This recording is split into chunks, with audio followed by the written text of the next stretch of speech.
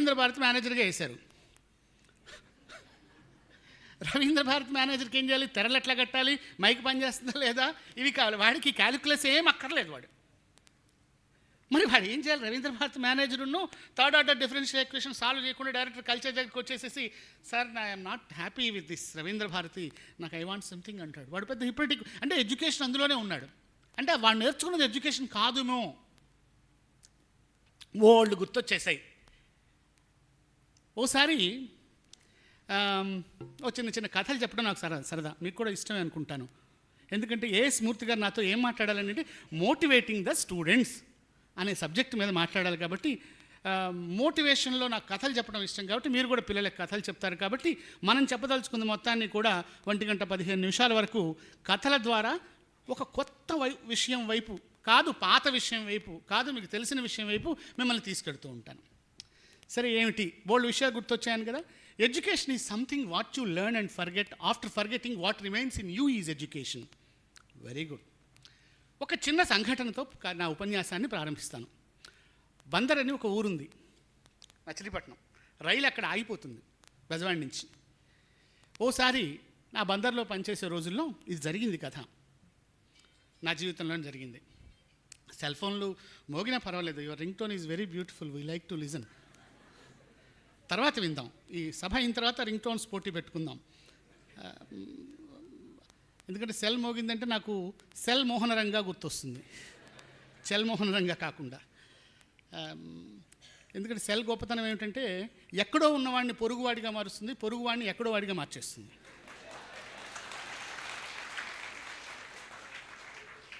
ఇప్పుడు ఇక్కడ నేను కూర్చుంటే డాలస్లో వస్తే నా ఎదురుగా వాడు ముఖ్యమే కాదు, వాడు ముఖ్యం. ఇంగ్లీష్లో first person, second person, third person అన్నట్టు తెలుగులో కూడా ఉంది. ఉత్తమ పురుషమ. తెలుగులో ఏంటంటే తాను ఉత్తమ, ఎదుట మధ్యమ, ఎక్కడో ఉన్నోడు ప్రథమ. మన సెల్ ఫోన్ గ్రామర్ ఎక్కడో ఉన్నోడు ప్రథమ అనమాట. ముందు వాడికి ఆన్సర్ చెప్పండి. కాబట్టి ఈ సెల్ మోహనరంగా కాసేపు ఆపేద్దాం మనం. భారతంలో కూడా ఒకడు సెల్ వాడేవాడు. భారత యుద్ధంలో సెల్ ఫోన్, వాడి పేరు శల్యుడు అన్నారు. సెల్ వాడాడు కాబట్టి శల్యుడు, బాగానే ఉంది, పక్కన పెట్టండి. బందర్ దగ్గరికి వద్దాం. బందర్లో ఏమైంది? రైలు ఆగిపోయింది. నేను అప్పర్ బెర్త్ మీద ఉన్నాను. కింద కొంతమంది మనుషులు ఇంకా దిగి వెళ్ళిపోతున్నారు. ఒక విద్యార్థి కూడా ఉన్నాడు. అందరూ దిగిపోయిన తర్వాత నేను చూస్తే కింద బెర్త్ దగ్గర ఒక బంగారు ఉంగరం పడి ఉంది. ఆ బంగారు ఉంగరం ఎవరు గమనించలేదో నేను గమనించాను. ఆ విద్యార్థి కూడా గమనించాడు. నేను గమనించనట్టుగా నటించి వాడు ఏం చేస్తాడో చూద్దాం అనుకున్నాను. ఆ విద్యార్థి ఇంజనీరింగ్ విద్యార్థి. ఇదే ప్రశ్న నేను అడిగాను, ఆ ఉంగరం చూసి మీరేం చేస్తారు, మీరైతే ఏం చేస్తారు? ఇది ఒక తరగతి గదిలో నేను ఉపాధ్యాయుడిగా పనిచేసే రోజుల్లో అడిగాను పిల్లల్ని, అయ్యా మీరు రైల్లో ఉన్నారు, చివరి స్టేషను, ఎవరూ లేరు, రైల్లో దొరికిన బంగారు ఉంగరాన్ని ఏం చేస్తారు? 10వ తరగతి విద్యార్థిని, ఇంజనీరింగ్ విద్యార్థిని, మెడికల్ విద్యార్థిని, ఒక ఇండస్ట్రీ, అందరిని అడిగేవాడిని. ఒక్కొక్కరు ఒక్కొక్క రకంగా సమాధానం చెప్పాడు. ఒకటి, ఏం చేస్తాం సార్, తీసుకెళ్ళి జేబులో పెట్టుకొని వెళ్ళిపోతాము.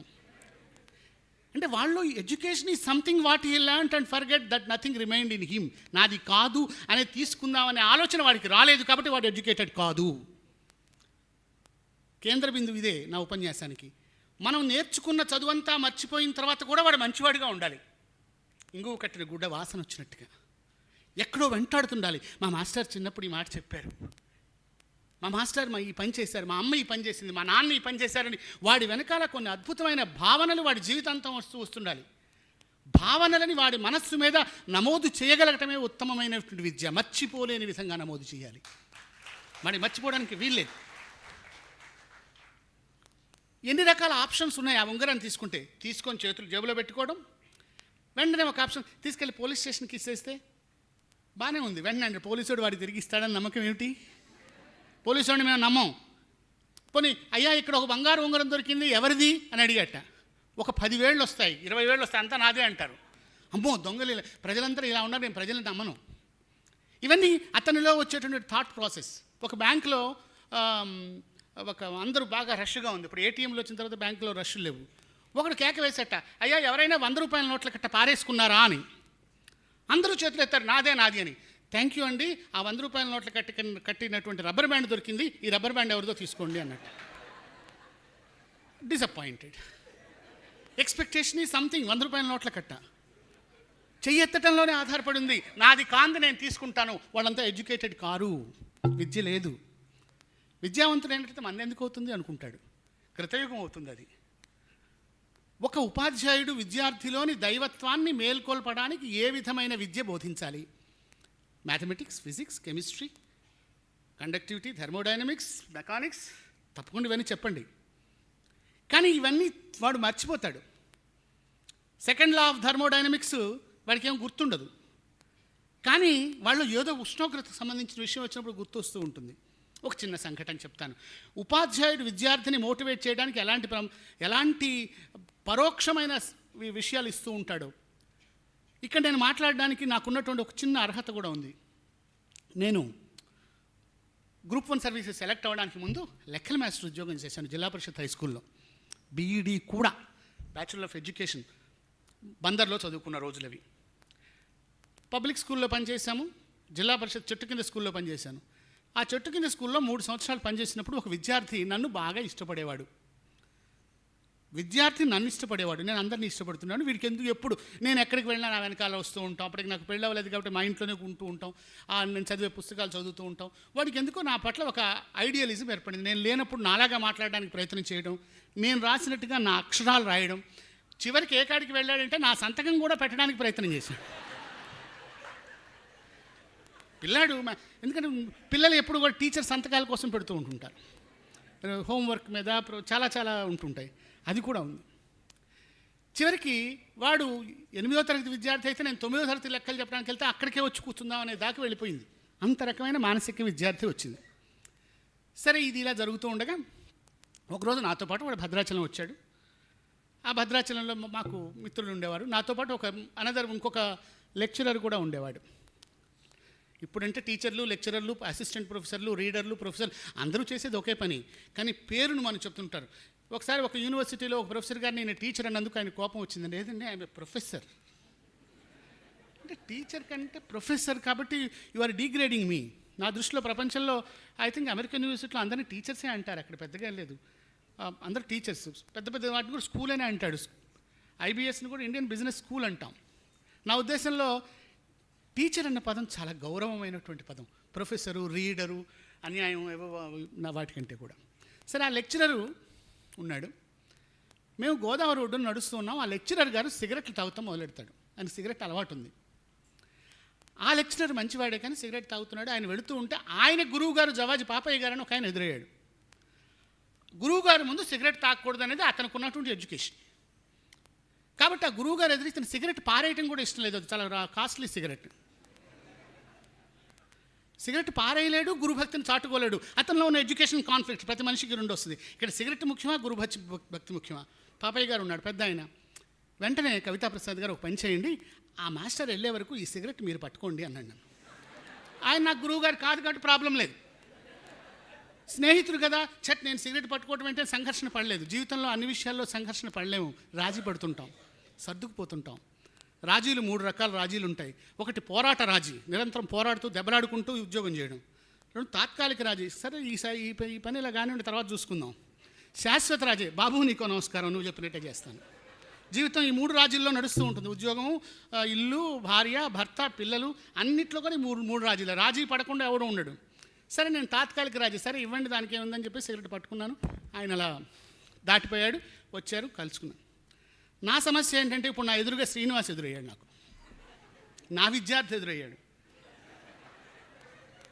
అతని కళ్ళలో ఆశ్చర్యపోయాడు. మా మాస్టర్ సిగరెట్ తాగుతాడా? ఎట్లా నన్ను చూస్తే అత్యద్భుతమైనటువంటి మాస్టర్ అనుకునేటటువంటి ఒక విద్యార్థి ముందు నేను దోషిగా నిలబడాల్సి వచ్చింది. నిజాన్ని నేను సిగరెట్ తాగను. సరే, వాడేం చేశాడు? ఆ పిల్లాడు నన్ను అడగడు కదా, నేను టీచర్ కదా. వాడు అలా చూసి తలకాయ ఉంచుకొని గబగబా నడుచుకుంటూ వెళ్ళాడు.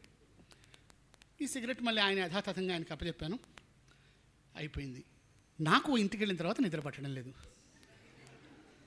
ఆ గురువు, ఆ టీచర్ బాగానే ఉన్నారు. నన్ను శ్రీనివాస్ చూశాడు. రేపు పొద్దున్న నేను స్కూల్కి ఎలా వెళ్ళాలి? స్కూల్కి వెళ్ళాను. దేవుణ్ణి మొక్కున్నాను, ఇవాళ వాడు రాకుండా ఉంటే బాగుండు. రాలేదు వాడు, క్లాస్కి రాలేదు. మొదటి రోజు రాలేదు. 8వ తరగతికి వెళ్ళి చూస్తే పిల్లడు లేడు. అడిగాడు, శ్రీనివాస్ రాలేదండి అన్న. అమ్మయ్య అనుకున్నాను. తెల్లవారి రాలేదు, ఇది జరిగింది, 3వ రోజు జరిగింది. నాకు భయం వేసింది. ఎప్పుడు రెగ్యులర్గా ఉండే ఒక విద్యార్థి ఎందుకు రాలేదు అడిగాను. శ్రీనివాస్ అంటే ఎందుకో రాలేదండి అండి. సాయంత్రం స్కూల్ అయిన తర్వాత వాళ్ళ ఇంటికి వెళ్ళాను. ఇంట్లోనే ఉన్నాడు పిల్లాడు. ఏం శ్రీనివాస్ బడికి రాలేదు ఎందుకని? వాడేం మాట్లాడలేదు. వాళ్ళ నాన్న అమ్మతో మాట్లాడి, మీ పిల్లాడు 3 రోజులైంది బడికి, ఏదోనండి నీరసంగా డల్గా నలతగా ఉన్నాడు, రేపు పంపిస్తానులేండి అన్నాడు. రేపు క్లాస్కి వచ్చి చివరి బెంచ్లో కూర్చొని మొదటి బెంచ్లో కూర్చునేవాడు తల వంచుకొని కూర్చున్నాడు. నాకు అర్థమైపోయింది, నాకన్నా వాడు ఎక్కువ డిస్టర్బ్ అయ్యాడు. ఒక ఉపాధ్యాయుడి నుంచి అతను ఊహించుకున్నటువంటి విలువల యొక్క అద్భుతమైన ముఖ చిత్రం విధ్వంసం అయిపోయింది. మిత్రులారా, విద్యార్థుల పట్ల మీరు తేలిగ్గా ఆలోచించకండి. మిమ్మల్ని వాళ్ళు మాట్లాడుతున్నప్పుడు చూస్తారు, మీరు కట్టుకున్న చీరను చూస్తారు, మీరు వేసుకున్నటువంటి బట్టలు చూస్తారు. ఇవాళ చాలామంది ఉపాధ్యాయులు జీన్ ప్యాంట్స్ వేసుకొని వెళ్తున్నారు. నాకు జీన్స్ అంటే అలర్జీ అని నేను అంటలేదు, కానీ ఉపాధ్యాయుడు వేసుకునే వేషం తప్పకుండా పనిచేస్తుంది. ఆడపిల్లలు మీకు బాగా తెలుసమ్మా. మేడం గారు మొన్న ఆగస్టు 15 నాడు కట్టిన చీర చాలా బాగుంది అంటుంది 10th క్లాస్ పిల్ల.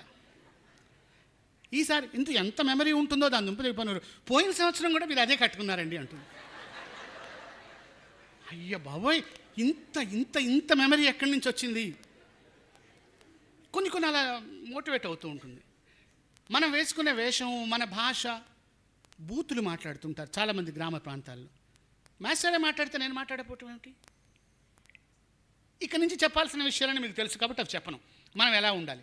సరే, ఈ శ్రీనివాస్ దగ్గరికి వచ్చేవరకు నాకు అర్థమైంది, రంగంలోకి దిగాలి, వీడు డ్యామేజ్ అయిపోయాడు. వాళ్ళలో ఉన్నటువంటి ఏదో ఒక సిస్టమ్ వైరస్ అన్నారే స్వామి, ఒక వైరస్ ఎంటర్ అయింది. మా మాస్టర్ ఇలాంటి వాడనే వైరస్, దాన్ని నేను వైరస్ ప్రూఫ్గా తయారు చేసుకోవాలి. క్లాస్ 2 తీసుకొచ్చాను, స్టాఫ్ రూమ్కి తీసుకొచ్చి, శ్రీనివాస్ ఏంటి, వాట్ ఈజ్ యువర్ ప్రాబ్లం, నీ సమస్య ఏమిటి? తెలుగులోనే అడిగాను, వాడు తెలుగు మీడియం కాబట్టి. ఏం లేదు సార్ అన్నాడు. లేదు, నీకు సమస్య ఉంది చెప్పు. వాడు ఓపెన్ అవ్వడానికి భయపడుతున్నాడు. ఐస్ బ్రేకింగ్ అంటారే, ఇద్దరి మధ్య ఘనీభవించిన ఒక నిశ్శబ్దం. కొంతమంది మనుషుల మధ్య మనం మాట్లాడుకుంటూ ఉంటాం, భార్య భర్త కానీ తండ్రి కొడుకు కానీ. కొంతకాలం క్రితం 1 రోజు 2 రోజులు 3 రోజులు మధ్యలో కాలం గడ్డగట్టుకుపోతుంది. దాన్ని బద్దలు కొట్టాలి. ఆ బద్దలు కొట్టని ఎవరు ముందు బద్దలు కొడతారో అనేది ముఖ్యం అనమాట. ఆయన మాట్లాడచ్చుగా.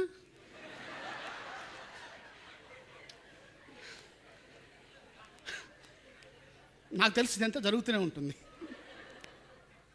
ఆయన మాట్లాడుతాను, నేను ఎందుకు మాట్లాడాలి? సర్లే, ఎక్కడో చోట ఉండగా చివరికి మాట్లాడుకుంటారు, వాళ్ళు మంచిగా ఉంటారు. మాట్లాడుకోకపోతే మనిషి ఎలా? అందుకని ఏమిటి మొన్న నేను సిగరెట్ తాగటం నువ్వు చూసావా అన్నాడు. పెద్దగా ఏడ్చాడు. సార్ మీరు సిగరెట్ తాగుతారా అన్నాడు. వాడు ఎంత పెద్దగా ఏడ్చాడో నేను అంత పెద్దగా నవ్వాను. నవ్వేవరకు ఏం నవ్వుతారండి సార్? అప్పుడు వాడికి కథ అంతా చెప్పిన తర్వాత వాడు హాయిగా నవ్వటం. మీరు తాగరుగా సార్? నేను గర్వంగా చెప్పుకుంటాను సార్, మా మాస్టర్ మీరు సిగరెట్ తాగరు అని. Now that boy is Sigma ఇన్ఫోటిక్స్కి అమెరికాలో బోస్టన్లో సీఈఓగా పనిచేస్తున్నాడు. అమెరికా వెళ్ళినప్పుడు నేను చూశాను. అమెరికాలో ఉంటూ కూడా ఒక్క సిగరెట్ కానీ మందు కానీ మాంసాహారం కానీ ఏమీ తినకుండా ఇప్పటికీ జ్ఞాపకం చేసి చెప్తూ ఉంటాడు. ఈ సంఘటన నా జీవితంలో ఉపాధ్యాయుడిగా పనిచేసినంతకాలం ఇప్పటికీ కూడా డైరెక్టర్ కల్చర్గా కానీ ఏ డిపార్ట్మెంట్లో పనిచేసినప్పటికీ మిమ్మల్ని తెలియకుండా మిమ్మల్ని 1000 కళ్ళు పరిశీలిస్తూ ఉంటాయి. ఇక క్లాస్ రూమ్లోకి వెళ్ళిన తర్వాత బోధించటం, మోటివేషన్ అన్నారు. అసలు మీరు వెళ్ళింది ఎడ్యుకేషన్ కా స్కూలింగ్ కా? కేవలం టెక్స్ట్ పుస్తకంలో మాటలు మాత్రమే చెప్పారంటే అవసరం లేదు. ఇవాళ పెద్ద విశేషం కాదు అది, కోచింగ్ సెంటర్స్ పెడుతుంటుంది. మీరు స్కూలింగ్ చేసేటైతే ఈ ఎక్సలెన్స్ సెంటర్కి రామకృష్ణ మఠ్కి రావాల్సిన పని లేదు. మార్క్ ట్వేన్ అని ఒక మంచి భయంకరమైనటువంటి మాట అన్నాడు స్కూల్స్ మీద. ఏమన్నాడు? My school has never become an obstacle in getting my education అన్నాడు. My school has never become an obstacle for me in getting education. నేను ఎడ్యుకేషన్ తెచ్చుకోవడంలో నా స్కూల్ ఏమి అడ్డంకి రాలేదు. అంటే స్కూల్లో అడ్డంకి అవుతున్నాయి. అందులో ఉన్నటువంటి ఒక సెటైర్ టోన్ ఉన్నది. అందులో ఎడ్యుకేషన్ నేర్పడానికి వెళ్ళినప్పుడు విద్యార్థి మీ మధ్యలో ఒక రకమైనటువంటి వాతావరణం ఉండాలి. మాకు బీఈడీలో చెప్పారండి, teaching learning activity, knowledge, understanding, application, స్కిల్లు ఇవన్నీ ఉన్నాయి. ఇవేవి కావు, అవన్నీ ఉన్నాయి. ఇవేవి కావు అంటున్నాను, అవేవి ఉన్నాయని అంటే మీరు కాన్సెప్ట్స్ చెప్పడానికి ఎన్ని రకాలైనటువంటి పద్ధతుల్లో వెళ్తారో అన్ని రకాల పద్ధతుల్లో వెళ్ళండి, నాకు అభ్యంతరం లేదు. ఒక విద్యార్థికి నచ్చే అతి ముఖ్యమైన మాట ఏమిటి? ఒక విద్యార్థి నచ్చే మాట క్లాస్లో మీరు చెప్పేదంత పొగడతా లైక్ ఇవన్నీ కరెక్టే. ఇవాళ రోజున అతి ముఖ్యమైన పాఠం ఏంటంటే రేపు బళ్ళేదట, రేపు స్కూల్కి సెలవు అనగానే వెంటనే కై అని వేస్తుంటాడు వాడు. ఎందుకని? మీకు మంచి I like you, you are good, ఇవన్నీ మీకు తెలుసు. ఇవేవి కావు. బడి రేపు సెలవు అంట అసలు వెలిగిపోతుంది అసలు లైటింగ్ అంతా. అంటే బడికి రావడం కన్నా వాడికి బడికి రాకుండా ఉండటం ఎక్కువ ఇష్టం అనమాట. నిజానికి రేపు బడి లేదంటే పిల్లల మొహాలని వాడిపోవాలి. లేదా సార్, ఎట్లా సార్, రేపు బడి లేకపోతే ఎట్లా సార్, రేపు మీరు రారా సార్, రేపు క్లాస్ ఉండదా సార్, నేనేం చేయాలి సార్ అని ఏడ్చే పిల్లాడు ఒక్కడన్నా ఉన్నాడా? అసలు ముందు మనకే ఇష్టం.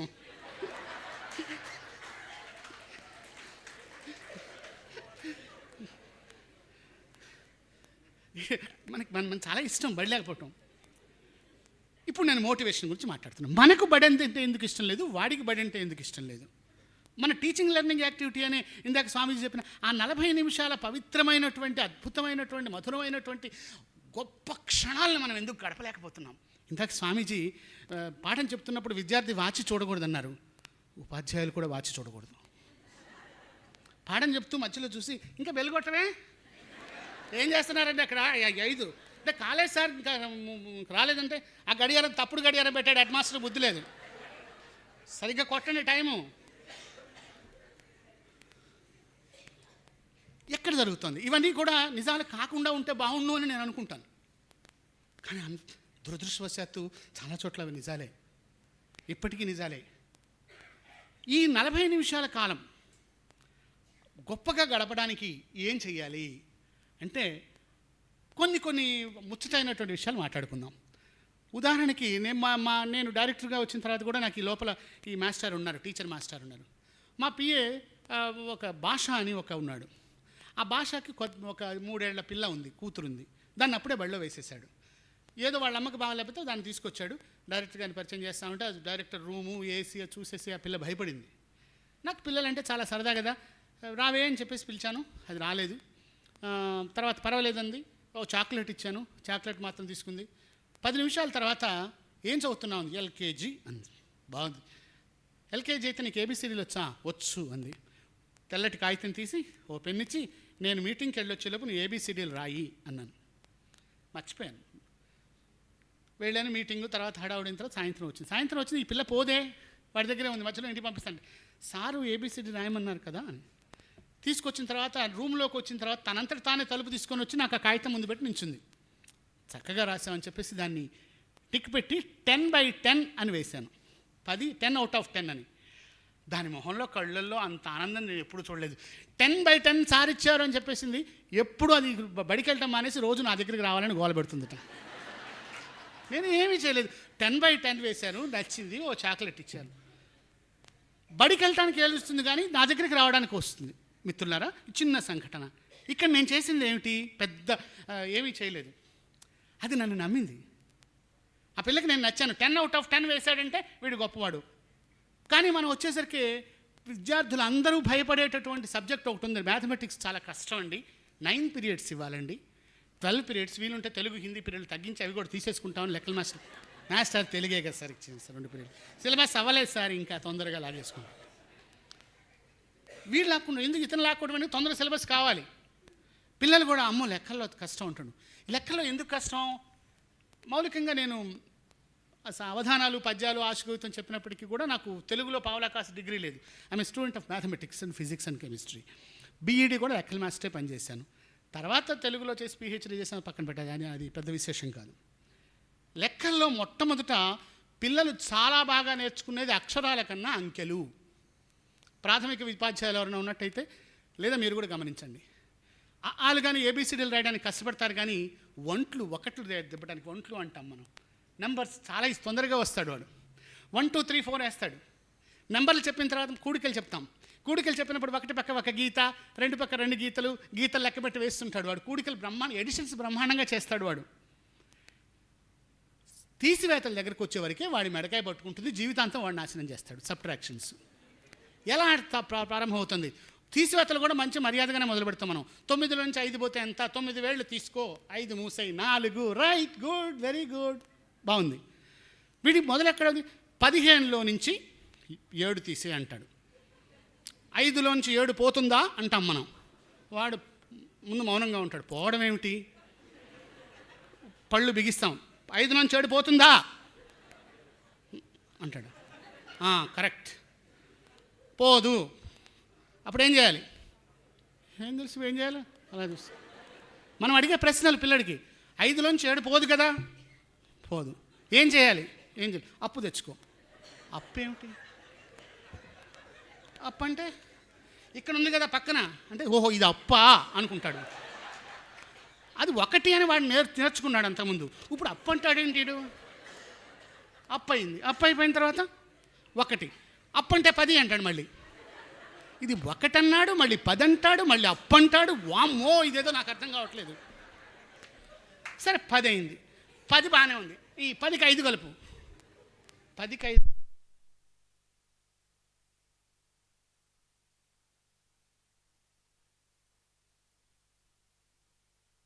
విద్యార్థికి ఒక ప్రపంచం ఉంటుంది, ఉపాధ్యాయుడికి ఒక ప్రపంచం ఉంటుంది. ఈ 2 ప్రపంచాల మధ్యలో సయోధ్య ఏర్పడినప్పుడు మాత్రమే అక్కడ విద్య ప్రసారం జరుగుతూ ఉంటుంది. మనమే చెబుతాం ఇది అక్కర్లేదురా, ఇది ముఖ్యంరా. ఎందుకంటే రిజల్ట్స్ మాకు మధ్యలో అవతల డిఓ అడుగుతాడు రిజల్ట్స్ గురించి. అంటే అప్పటికే ఎడిట్ అయిపోయింది వాడికి ఇచ్చిన పుస్తకాల్లో. ఇంటర్మీడియట్ దగ్గరికి వచ్చేవరకే క్వశ్చన్ బ్యాంక్స్ పర్ఫెక్ట్గా ఉన్నామండి, మోడల్ క్వశ్చన్ పేపర్స్ అన్నీ పర్ఫెక్ట్.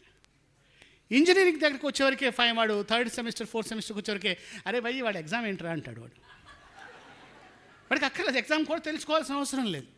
అంటే తరగతి గదిలో వాడు చెప్పేటటువంటి క్వాలిటీ మీద వాడి యొక్క మోటివేషన్ లెవెల్, వాడి లెర్నింగ్ హ్యాబిట్స్ ఆధారపడింది. ఎల్కేజీ లాంటి విద్యార్థిని మీకు అప్పచెప్పారు, మనకు అప్పచెప్పారు. వాడిని పుస్తకం మొత్తం నేర్చుకోవాలి అనేటటువంటి దశ నుంచి కొన్ని నేర్చుకుంటే చాలు, ముఖ్యమైన క్వశ్చన్లు నేర్చుకుంటే చాలు, ఇవి నేర్చుకుంటే చాలు, అసలు ఏం నేర్చుకోపోయినా పర్వాలేదు అనే దిశకి మనం వాడిని అవుటర్ ప్రొడక్ట్గా తయారు చేస్తున్నాం. ఈ బంగారు తండ్రి, ఈ బుజ్జిముండ, ఈ బంగారు కొడుకు, వీడు ఏమైపోయాడు? వీడిలో స్కూల్స్ పరిణామాలని ఇలా తీసుకొచ్చి పెట్టేశాం. స్వామీజీ చెప్పారు, దైవత్వం మేలుకుందా, ఇంకేదో మేలుకుందా వాళ్ళు? ఆ నేరానికి బాధ్యులు ఎవరు? మనిషిలో దైవత్వం మేలుకోవాలంటే అది తరగతి గదిలోనే సాధ్యం అవుతుందండి, బయట ఎక్కడా సాధ్యం కాదు. తరగతి గదిలోనే దేవుడు ఉంటాడు. ఉపాధ్యాయుడే దేవుణ్ణి మేలుకొల్పగలడు. ఉపాధ్యాయుడు ఎందుకు మేలుకొల్పగలడు? ఉదాహరణకి ఒక కుక్క పిల్ల, ఎలిమెంటరీ పాఠశాల, దానికి ఒక కాలు విరిగింది, అది కుంటుతూ ఉంది. పిల్లలందరూ దాన్ని చూశారు. ఏం చేస్తారు? మాస్టర్ తిరిగి ఏదో కుక్కల మొహం చూసుకున్నాడు, కుక్క చూసుకుంటూ వెళ్తాడు, లోపలికి క్లాస్కి వెళ్ళాడు అంటుంటాడు. వీడికి కుక్క మీదనే ఉంటుంది కాలు. అసలు కాలు ఎందుకు ఇరిగింది? ఒక విద్యార్థి ఉంటాడు, ఇంకో బెడ తీసుకొని రాయి తీసుకుని దాన్ని కొడతాడు, ఇంకో కాలు కూడా వెరగొట్టాలని. వాళ్ళు దైవత్వం లేదు, రాక్షసుడు ఉన్నాడు. బుడుగు అని ముళ్ళపూడి వెంకటరమణ గారు ఒక పుస్తకం రాశారు. అందులో పిల్లల్లో ఉండే దైవత్వము రాక్షసత్వానికి సంబంధించిన 2, 3, 4, 5 కార్టూన్స్ ఉంటాయి. మళ్ళీ చదవండి. ఒక కుర్రాడు నించొని ఒక స్టూల్ మీద నించొని ఏడుస్తూ ఉంటాడు, పెద్దగా ఏడుస్తుంటాడు. ఈ బుడుగ్గాడు అటు ఇటు వెళ్ళి, ఎవరూ లేరు కదా, మనం కూడా 2 ఉచ్చుకుంటే సరిపోలేదు అనుకుంటాడు. ఏడుస్తున్నాడు కాబట్టి మనం కూడా కొడితే సరిపోతే ఎవడో వాడు కొట్టాలి అనేటటువంటి ఇన్స్టింక్ట్ అనమాట. ఈ ఇన్స్టింక్ట్స్ అన్నిటినీ కూడా పెంచి పోషిస్తోందా విద్య, లేకపోతే తుంచి దూరం చేస్తోందా విద్య? ఎన్ని కథలు చెప్తున్నాం మనం? ఏ కథ ఎటువంటి ప్రమాణాల్లో ఆధారపడి ఉంది? సిలబస్ పూర్తి చేయడమే అయినట్టయితే మీ తరగతి గది ఎలాగే యథాతథంగా ఉంటుంది. సిలబస్ కన్నా కూడా ఏదో ఉండాలి. మాకు సైన్స్ మాస్టర్ ఉండేవాడు, మార్టిన్ గారని. ఆయన తరగతి ఎప్పుడు వస్తుందా అని మేము ఎదురు చూస్తుండేవాళ్ళం. ఎందుకని? ఆయన వచ్చినప్పుడు ఆ పాత కోటు జేబులో నుంచి ఏదో ఒకటి బయటకు తీసుకొస్తుండేవాడు. ఓ రోజు ఓ సీతాకోకచిలుక తీసుకొచ్చాడు, ఓ రోజు ఒక గులకరాయి తీసుకొచ్చాడు, ఓ రోజు ఏదో ఒక వస్తువు తీసుకొచ్చేవాడు. అవన్నీ ఇలా చూస్తుండేవాళ్ళం. దాని మీద నుంచి పాఠాలు మాకు డెవలప్ చేస్తుండేవాళ్ళు. ఎప్పుడు ఆయన కుర్చీలో కూర్చొని పాఠం చెప్పడం మేము ఎరగం. ఇదివరకు సోషల్ మాస్టర్ ఒక ఆయన ఉండేవారు, రాజారావు గారు, ఇప్పటికి గుర్తుంది. ఆయన ఏం చేసేవాడు, రాగానే వరే సోషల్ పుస్తకం తీసుకుని వాడు 1వ పేజీ దగ్గర నుంచి చదవరా అనేవాడు. మేము చదువుతూ ఉండేవాళ్ళం. మొత్తం అయిన తర్వాత అర్థమైందా అనేవాడు, అయిపోయింది అనేవాడు. మాతో చదివించడమే ఆయన యొక్క లక్ష్యం. అందుకే పిల్లలతో చదివిస్తున్నారు. ఎవరు ఎప్పుడు వచ్చినా సరే ఒక పిల్లలు లేచి నుంచి పుస్తకం చదువుతూ ఉంటుంటాడు. మరి ఈ సైన్స్ మాస్టర్ పుస్తకం ఎప్పుడు చూసిన చూడలేదు. మాకు పుస్తకాలన్నీ కూడా వస్తుంటాయి. మరొక విషయం ఆశ్చర్యకరంగా, ఒకసారి మేమంతా ఆ బడిలో ఆడుకుంటూ ఒక చిన్న ఒక కొత్త ఆకు దొరికింది, మాకు కొత్త చెట్టు దొరికింది. ఆ కొత్త చెట్టును చూసి ఈ చెట్టు మేము ఎప్పుడు చూడలేదండి, చాలా గమ్మత్తుగా ఉంది, సైన్స్ మాస్టర్ దగ్గర తీసుకెళ్దాము అన్నాం. ఆ పెద్ద గొప్ప చెట్టు ఏం కాదు, మాకు కొత్త. అది తీసుకెళ్ళి చూపిస్తే ఆయనకి తెలుసు అది మామూలు పాత చెట్టు, అందులో గొప్ప విషయం ఏమీ లేదని. మామూలుగా అయితే ఏమన్నా వేదం వల్లారా, ఈ చెట్టు కూడా తెలియదు వేదం మొహలని దొరికే. ఆయన కూడా పరిశీలనకు వచ్చేసి భలే చెట్టు పట్టుకొచ్చారా, ఒక్కసారి దీని మీద ఈనెలు ఎన్ని ఉన్నాయో లెక్క పెట్టండి సార్. 3 ఉన్నాయి సార్. 3 ఈనెలు ఆకులో ఉన్నాయి, మిగతా ఆకులకు కూడా అలాగే ఉన్నాయా, మేము చూస్తాం సార్, మేము వెళ్ళేవాళ్ళం. అది మా చేత మేమే కనుక్కున్నాము, మొదటిసారిగా మేమే కనుక్కున్నాము అనేటటువంటి ఆలోచన ఆ మాస్టర్ మాలో కలిగించేవాళ్ళు. మేము ఇన్వెంట్ చేశాము. అలా లెక్కల మాస్టారు, సైన్స్ మాస్టారు, తెలుగు మాస్టారు ఇన్వెంట్ చేస్తూ ఉన్నటువంటి మాతో 10వ తరగతికి వచ్చేదాకా కూడా మేము కొత్త విషయం కనుక్కున్నామనే భ్రమలో ఉండేవాళ్ళం. బయటకు వచ్చాక ఇవన్నీ అంతకుముందు పుస్తకాల్లో ఉండేవి. కానీ మా మాస్టర్ నాకేసి చూసి yes you did the great job అంటుండేవాడు. అటువంటి తరగతి గదులను మాకు నిర్మించి ఇచ్చారు. మనం అలాగే చేయగలమా ఇవాళ రోజున? మళ్ళీ అన్లెర్నింగ్ దగ్గరకు వద్దాం. వెంటనే ఇలాంటి నేను చెప్తూ ఉంటే కవితా ప్రసాద్ గారు చెప్పారు, కానీ సిలబస్ కాకపోతే మీకు ఏం తెలుసు సార్, ఎంత సిలబస్ పెట్టాడు సార్ వాడు, డయోడ్స్ పెట్టాడు సార్, ఎలక్ట్రోడ్స్ పెట్టాడు సార్, ఫిజిక్స్ బుక్ ఇంత ఉంటుంది సార్, రాకపోతే మెమోలు వస్తాయి సార్, పైగా ఇప్పుడు కొత్తగా వచ్చే పుస్తకంలో టీచర్లకే ఎక్కువ పని పెట్టారు సార్, టీచర్లకు చాలా పని పెట్టారు సార్. టీచర్లకు పని ఏమిటి, పనా టీచింగ్? నిజంగా టీచింగ్ పని అయినట్టయితే వర్క్ టు రూలు మన తరగతి గదులు ఇలాగే ఉంటాయి. ఇవాళ నా తరగతి గదిలో తెల్లని కాంతి సప్తవర్ణముల మిశ్రమము అనే పాఠం చెప్పాలి అని పెడితే దానికి సంబంధించిన టీచింగ్ ఎయిడ్ ఏం చెప్పాలి? నిజంగా తెల్లని కాంతిలో 7 రంగులు ఉంటాయంటే మనం ఏం చెప్తాం, ఒరే ఇంద్రధనుస్సు వస్తుంది చూసారా అంటాడు. హైదరాబాద్లో అమీర్పేటలో ఇంద్రధనుస్సు ఎవడు చూడడం, చిక్కడపల్లిలో మాకు ఇంద్రధనుస్సులు లేవు, మాకున్నది మొత్తం కూడా అపార్ట్మెంట్లే. కానీ సూర్యుడి నుంచి వచ్చే కిరణము నీటి బిందువు ద్వారా వెళ్ళి తెల్ల ఇంద్రధనుస్సు వస్తుంది అంటాడు. పల్లెటూళ్ళలో ఇంద్రధనుస్సు కనపడుతుంది. కానీ పాఠం చెప్పేది అది ఎప్పుడు వస్తుంది? ఆ పాఠం మంచి మేలోనో లేకపోతే మార్చిలోనో ఇంద్రధనుస్సు లేని రోజుల్లో వస్తుంది. దీనికి టీచింగ్ ఎయిడ్ కావాలి. టీచింగ్ ఎయిడ్ కావాలంటే ఏం చేయాలి? మాకు ల్యాబొరేటరీ లేదు సార్, ఎక్విప్మెంట్ రాయరు సార్. క్రియాసిద్ధి సత్వే భవతి మహతాన్నోపకరణే అనే శ్లోకం మీరు వినే ఉంటారు. నిజంగా పని చేయాలి అనుకున్న వాళ్ళకి ఉపకరణాలు ఏమీ అక్కర్లేదు. సూర్యుడిని ఉదాహరణగా తీసుకుంటాడు. సూర్యుడి యొక్క రథానికి ఒకటే చక్రం, రథస్యేకం చక్రం భుజగయమితా సప్తతురగా. దానికి పగ్గాలు పాములు, ఒకే చక్రం. నిరాలంబో మార్గ, రోడ్డేమీ లేదు. చరణ వికల సారథిరపి, అనూరుడు కాళ్ళు లేనివాడు. అయినప్పటికీ రవిర్యాచ్యేవంతం ప్రతిదినమపారస్య నభస క్రియాసిద్ధి సత్వే భవతి మహతాన్నోపకరణే. ఏ ఉపకరణములు లేకపోయినా ప్రతిరోజు సూర్యోదయం నుంచి తన పని తాను చేస్తూనే ఉంటాడు. నాకు ఆ ఉపకరణం లేదు, ఇఫ్స్ అండ్ బట్స్ టీచర్కి పనికిరాదు. అది ఉంటే ఇది లేకపోతే అనేది లేదు. అప్పుడు నేనేం చేశాను, ఇంద్రధనుస్సు నేను సృష్టించలేను, న్యూటన్ వర్ణచక్రం నా దగ్గర లేదు, ఉన్నా సరే మా దగ్గర న్యూటన్ వర్ణచక్రం పనిచేయదు, తిరిగినా తెల్లగా రాదు. ఆ 7 రంగులు పెట్టినా సరే ఏదో మగస కనబడి సూర్యకాంతి అంత తెల్లగా రాదు. ఏం చేయాలి? మేమేం చేయలేదు, మేము పల్లెటూళ్ళలో చదువుకున్నాం, కుండ పెంకు తీసుకున్నాం, కుండలు ఉండేవి. ఆ కుండ పెంకుని ఇలా ఇలా చేసి గుండ్రంగా తయారవుతుంది. దానికి మధ్యలో 2 చిల్లులు పొడిచాం, దాని మీద రంగులు వేసాం, లోపల ఒక దారం కట్టాం, ఇలా ఇలా పెట్టి ఇలా జిప్ తిరగటం పడితే తిరుగుతూ ఉంది. అదే 7 రంగులు కనపడ్డా ఏ రంగు మాయమైపోయిందే, వాడే తయారు చేసుకున్నాడు. వాడేమంటే అన్నాడు, కుండ పెంకు దొరకకపోతే గోల్డ్ స్పాట్ సీసా మూత చేయొచ్చా సార్? బ్రహ్మాండంగా చేయొచ్చు, నీకే ఆలోచన వచ్చిందని చెప్పాం. ఇలాంటి వస్తువులు ఎన్నెన్నో తయారు చేస్తుండేవాళ్ళం. విద్యార్థి ఒక వస్తువు తయారు చేయమన్నప్పుడు ఎంత ఉత్సాహంగా చేస్తాడో మీకు తెలియదు. అయితే తనకి ఇష్టమైన వస్తువు తయారు చేయాలి. సంక్రాంతి వచ్చింది, ముగ్గులు పెడుతూ ఉంటాం. ప్రతి స్కూల్లో ప్రతి ఆడపిల్ల ముగ్గులు బ్రహ్మాండంగా తయారు చేస్తూ ఉంటారు. వాళ్ళకి మోటివేషన్ ఏం అక్కర్లేదు, వాళ్ళకి బాగా ఇష్టం. ఆ ముగ్గుల్లో నుంచి జామెట్రీ చెప్పచ్చా? ముగ్గుల్లోంచి బ్రహ్మాండమైన జామెట్రీ తయారు చేస్తాం, ముగ్గుల్లోంచి మ్యాథమెటిక్స్ తీసుకుంటాం, ముగ్గుల్లోంచి పద్యాలు తయారు చేస్తాం. ఇవన్నీ చెప్పడం కోసమని 40 నిమిషాలు తరగతి గదికి వెళ్ళడానికి 80 నిమిషాలు మనం ఇంటి దగ్గర ప్రయత్నం చేయాలి. ఇవాళ చాలామంది ఉపాధ్యాయుల్లో అత్యుత్తమైన ఉపాధ్యాయులు ఇప్పటికీ ఉన్నారు. క్లాసులోకి వెళ్ళిన తర్వాత అడిగే మొదటి ప్రశ్న, నిన్న ఎక్కడి దాకా చెప్పాము? నిన్న అశోకుడు సార్, అశోకుడు అయిపోయిందిరా.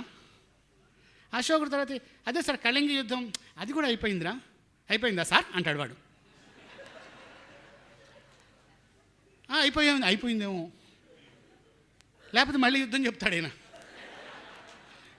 పనిలో పని అని చెప్పి 2 చాప్టర్లు తీసేసి సార్ ఇవి కూడా చెప్పేశారు సార్ అంటే చెప్పామేమో. ఇది తను చెప్పింది ఎదటి వాళ్ళలో ఎంత ప్రతిఫలించింది అనేటటువంటిది మూల్యాంకనం, ఇవాల్యుయేషన్. ఒక కాన్సెప్ట్ అయిన తర్వాత ఆ కాన్సెప్ట్ ఎంతవరకు వెళ్ళింది అనేది తెలుసుకోవడం కోసం మనం ప్రశ్నలు అడుగుతూ ఉంటాం. ఈ ప్రశ్నలు అడగడంలో కూడా చాలా భయంకరమైన ప్రశ్నలు అడుగుతాం. ముందు ప్రశ్న అర్థం కావాలి పిల్లలకి. మళ్ళీ నేను బీఈడీ క్లాస్ లాగా leading questions, yes or no questions వాటి గురించి నేను మాట్లాడదలుచుకోలేదు. మనం ప్రశ్న అడిగితే ఒక్కసారిగా క్లాసులో ఒక అల్లకల్లోలం బయలుదేరాలి. ఎలాంటి కల్లోలం బయలుదేరాలో తెలుసండి? నేను చెప్తాను ఈ ఆన్సర్, నేను చెప్తానని చేతులు లేవాలి. అంతేగాని నన్ను అడుగుతాడేమో భయం రాకూడదు. నన్ను అడుగుతాడేమో భయం వచ్చిన మరుక్షణం మీరు పాఠం చెప్పలేదండి. మీరు పాఠం చెప్పలేదంటే ఆయన గుర్తుంటే నన్ను అడుగుతాడేమో వీడు. నన్నే అడగండి సార్, నేను చెప్తాను సార్. 9వ తరగతి 10వ తరగతి చివరికి లెక్కలకు వచ్చేవరకే మాకు పరిస్థితి ఎలా వచ్చేదంటే, నా పరిస్థితి నేను వ్యక్తిగతంగా నన్ను లెక్క రాయనిచ్చేవాడు కాదు. పిల్లలు పరిగెత్తుకొచ్చి చక్కిస్తూ నేను చేస్తాను సార్ ఈ లెక్క. బ్లాక్ బోర్డ్ దగ్గరికి వాడు పరిగెత్తుకొచ్చేసి నేను చేస్తాను, నేను ఈ బొమ్మ గీసుకొచ్చాను సార్, నేను ఇది చేశాను సార్. అప్పుడు రేపు బడి అంటే సంతోషపడే పిల్లలు ఉండరు. రేపు బడి లేదంటే, రేపు బడి ఉంది నాకు బడి కావాలి. ఇవాళ అమెరికాలో జరుగుతుంది. నేను I had been to Dallas వెళ్ళినప్పుడు ఒక 70 స్కూల్స్ చూశాను అక్రాస్ ద అమెరికా. అక్కడ పనిష్మెంట్ ఏంటంటే పిల్లలకి tomorrow you will not be tomorrow there is an holiday, unfortunately 2 classes we are suspending. అంటే so sad teacher, what should we do? No, we have some alternate thing we are working out. Those who are interested in music can go to the music lab and do it. Wow, but I am not interested in music. What should I do? Go to the library. Of course we will go. School లేదు అంటే వాళ్ళకి వచ్చే alternatives అవి. రేపు holiday declare చేశారు అన్న తర్వాత ఎంతమంది బడికి వస్తారా అని అడగండి. రేపు మనం కబడ్డీ కోర్టు వేద్దాం, లేకపోతే మనం వాలీబాల్ కోర్టు వేద్దాం, చిన్న టోర్నమెంట్ పెట్టుకుందాం. లేదు మనం రేపు పొద్దున్న లైబ్రరీలో పుస్తకాలు సర్దుదాం, బడి లేదు కదా ఎలాగూ. లేదా మనం ఇలాంటి అసైన్మెంట్స్ వైపు మనం వెళ్ళిపోయాం అనుకోండి, బడి మనది అనుకుంటాం కదా. మోటివేషన్ ఇన్ ద క్లాస్ ఇవాళ నాకు ఇచ్చినటువంటి సబ్జెక్టు. విద్యార్థులని ముఖ్యంగా ఇక్కడ నేను ఆపడానికి ఒక 3 నిమిషాలు చెప్పేసి క్వశ్చన్ ఆన్సర్ సెషన్లోకి వెళదాం. భాష నేర్పేటటువంటి ఉపాధ్యాయుల యొక్క మోటివేషన్ టెక్నిక్స్ వేరు, 8 రకాలు ఉన్నాయి. సైన్సెస్ చెప్పడానికి మోటివేషన్ టెక్నిక్స్ వేరు, ఆఫ్కోర్స్ మ్యాథమెటిక్స్ చెప్పడానికి మోటివేషన్ టెక్నిక్స్ వేరు. భాష నేర్పడానికి చెప్పేటటువంటి టెక్నిక్స్లో మొట్టమొదటిది పద్యం. 1వ తరగతి నుంచి 10వ తరగతి వరకు కొత్త పద్యాలు ఎన్ని నేర్పగలిగితే వాడికి భాష పట్ల అంత ఆసక్తి వస్తుంది. 2వది పొడుపు కథలు, రిడిల్స్ అంటూ ఉంటాం. 3వది టంగ్ ట్విస్టర్స్. ఇంగ్లీష్లో టంగ్ ట్విస్టర్స్ మనం ఇవాళ నేర్చుకుంటూ ఉన్నాం. ఏదో పొడుగాటి మాట చెప్పేసేసి Betty bought butter but butter is bitter, Betty bought better butter to make the bitter butter better అంటే ఇది పెద్ద టంగ్ ట్విస్టర్. కానీ దీని బాబు తాత ముత్తాత లాంటి టంగ్ ట్విస్టర్స్ మన తెలుగు భాషలో ఉన్నాయి. డింభద్రోహి వధోత్కటోత్క్రమణ ఘృష్టిక్లిష్టతారోమకూపం భోజ ప్రభవండ భండ దళనోద్యధ్యానధికృత్సభస్తంభంత స్ఫుటత స్ఫుట ఫళధ్వన్యార్థ నిశ్చేష్ట నిర్ధంభుశ్చాపనృహరి బ్రహ్మస్తుమస్వామనున్. ఇది ఒక పద్యం 3వ తరగతిలో నేర్చుకున్నాను నేను. ఇది 3వ తరగతిలో నేర్చుకున్న పద్యం ఇది. వెంటనే సైకాలజిస్టులు ఇంత పెద్ద పెద్ద పద్యాలతో స్టూడెంట్స్ని డిస్టర్బ్ చేయకండి అంటారు. దిక్కుమాలిన పాశ్చాత్య సైకాలజిస్టులు. నేను ఐ డోంట్ అగ్రీ. ఖచ్చితంగా పిల్లలకు శృతి వినడం ద్వారా వస్తుంది. డింభద్రోహి వధోత్కటోత్క్రమణ ఆపేవాడు. మేమంతా మొట్టమొదటి తప్పుగానే అనేవాళ్ళం. డింభద్రోహి కాదురా అంటే నోలుకి తూచారు. డింభద్రోహి వధోత్కటోత్క్రమణ, డింభద్రోహి వధోత్కటోత్క్రమణ, డింభద్రోహి వధోత్కటోత్క్రమణ 3 సార్లు అన్న తర్వాత చివరి బెంచ్లో ఉన్నవాడు కూడా డింభద్రోహి వధోత్కటోత్క్రమణ పరావర్తనం చెందుతుండేది ధ్వని తరంగాలు తరగతి గదిలో. ఇలా అయిపోయిన తర్వాత ఆ పద్యాలని టంగ్ ట్విస్టర్స్ దాకా వచ్చిన తర్వాత ఇంగ్లీష్ ఉచ్చారణలో ఇవాళ IELTS కానీ లేకపోతే రకరకాలైన TOEFL ఎగ్జామ్స్ రాస్తున్నటువంటి తెలుగు మీడియం విద్యార్థులు పద్యాలు నేర్చుకున్న వాళ్ళ ఇంగ్లీష్ ఉచ్చారణ చూసి బ్రిటిష్ వాళ్ళు మూర్చిపోతున్నారు. ఎందుకంటే తెలుగు సంస్కృత భాషలో ఉన్నన్ని ఉచ్చారణ దక్షతలు, ఉచ్చారణలో ఉన్నటువంటి గొప్ప విషయాలు ఇంగ్లీష్ భాషలో ఉన్నటువంటి మహాప్రాణాలు లేవు మీకు ఇంగ్లీష్ భాషలో. అందుకనే మన పిల్లలందరూ కూడా ఉపాధ్యాయుడు భారతదేశమే అంటారు మన పిల్లలు. ఎందుకని భారత్ అన్న మాట వాడు అండు ఇంగ్లీష్లో లేదు. ఇంగ్లీష్లో ఉన్నటువంటి ఏ అనే అక్షరం తప్ప మిగిలిన అన్ని అక్షరాలు నాలుకతో మాత్రమే పలుకుతాయి. ఒక ఏ వస్తే గొంతుతో పలుకుతుంది. మీరు ఇంటికి వెళ్ళిన తర్వాత మీ పిల్లలతో అడగండి, నాలుక కదలకుండా ఏ అక్షరం మాట్లాడినా బి అనాలనుకోండి, నాలుక కదలకుండా బి అంటే అది ఏ అనే వస్తుంది, సి అనండి ఏ అనే వస్తుంది. కానీ తెలుగు భాషలోనూ సంస్కృతంలో అట్లా కాదు. కొన్ని అక్షరాలు గొంతుతో పుడతాయి, కొన్ని పెదవులతో పుడతాయి, కొన్ని ముక్కుతో పుడతాయి, కొన్ని మాడుతో పుడతాయి, కొన్ని నాభితో పుడతాయి, కొన్ని దవడలతో పుడతాయి, కొన్ని బుగ్గలతో పుడతాయి. కాబట్టి తెలుగు కానీ సంస్కృతంగా మాట్లాడుతుంటే శరీరంలోని 72,000 నాడులు ప్రచోదనం అవుతాయి. అందుకే తెలుగు మాట్లాడే వాళ్ళకి బీపీ షుగర్లు రావు. ఇంగ్లీష్లో ఎంతసేపైనా మాట్లాడండి, ఏం మాట్లాడినా సరే కేవలం నాలుకతోని మాత్రమే వస్తుంది. కాబట్టి మిగతా శరీరానికి మిగతా సంబంధించిన దానికి ఉండదు. నాలుక నుంచి భాషకు సంబంధించినటువంటి మెదడుకు సంబంధించిన నరాలు మాత్రమే ఉంటాయి. మిగతాది మాట్లాడాలంటే వాడు విశ్వక్సేనుడు అంటే కొత్త నరం యాక్టివేట్ అవ్వాలి. అది నరం యాక్టివేట్ అవ్వదు వాడికి. కొత్త నర్వ్స్ అన్నీ కూడా నీరసించి నిద్రపోతున్నాయి శరీరంలో. మెదడులో ఉన్న Nissl granules connected neurons will not function, they are paralysed if they speak the other languages. ఈ దేశంలో పుట్టినటువంటి వాళ్ళకి ఈ భాషల పట్ల ఉన్నటువంటి ఒకనొక మెకానిజం శరీరంలో ఉంటుంది. It is nothing but anatomy, it is a proven anatomy, any doctor can do it. మనం మాట్లాడుతున్నప్పుడు ఆ శ్లోకాలు కానీ పద్యాలు కానీ మాట్లాడుతున్నప్పుడు విద్యార్థులు నాకు ఇన్ని పద్యాలు వచ్చేవి, మాకు తోక పద్యాలు పోటీ పెట్టేవాళ్ళు.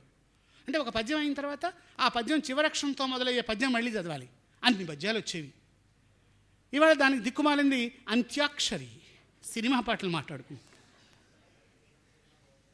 సినిమా పాటలతో అంత్యాక్షరి పెట్టగలిగినప్పుడు తెలుగు పద్యాలతో ఎందుకు పెట్టలేము? తెలుగు పద్యాలు తీసేయండి, తెలుగు మాటలతో ఒకసారి తెలుగు మాటలతో వరే ఒక మాట చెప్పు, ఆ మాట చివరక్షరంతో మొదలయ్యే మొదటి మాట రావాలి అని చిన్న పోటీ పెడితే ఖచ్చితంగా 10 పదాల కన్నా ఎక్కువ రావడం లేదు, వాళ్ళు గుర్తు రావట్లేదు. అడిగాను నీ పేరేమిటి? ముఖము. ఆ మూతో మొదలయ్యే మాట, మూతో ఏముంది సార్ వర్డ్, మూతో ఏముంది సార్, మళ్ళీ వాడికి ముఖమే గుర్తొస్తుంది. కాదు సార్ మూతో ఏమొస్తుంది సార్, వాడేమో ముండా ఉంది సార్ అంటాడు. వాడి సంగ డా, సరే చెప్పు అది మంచిదేలే.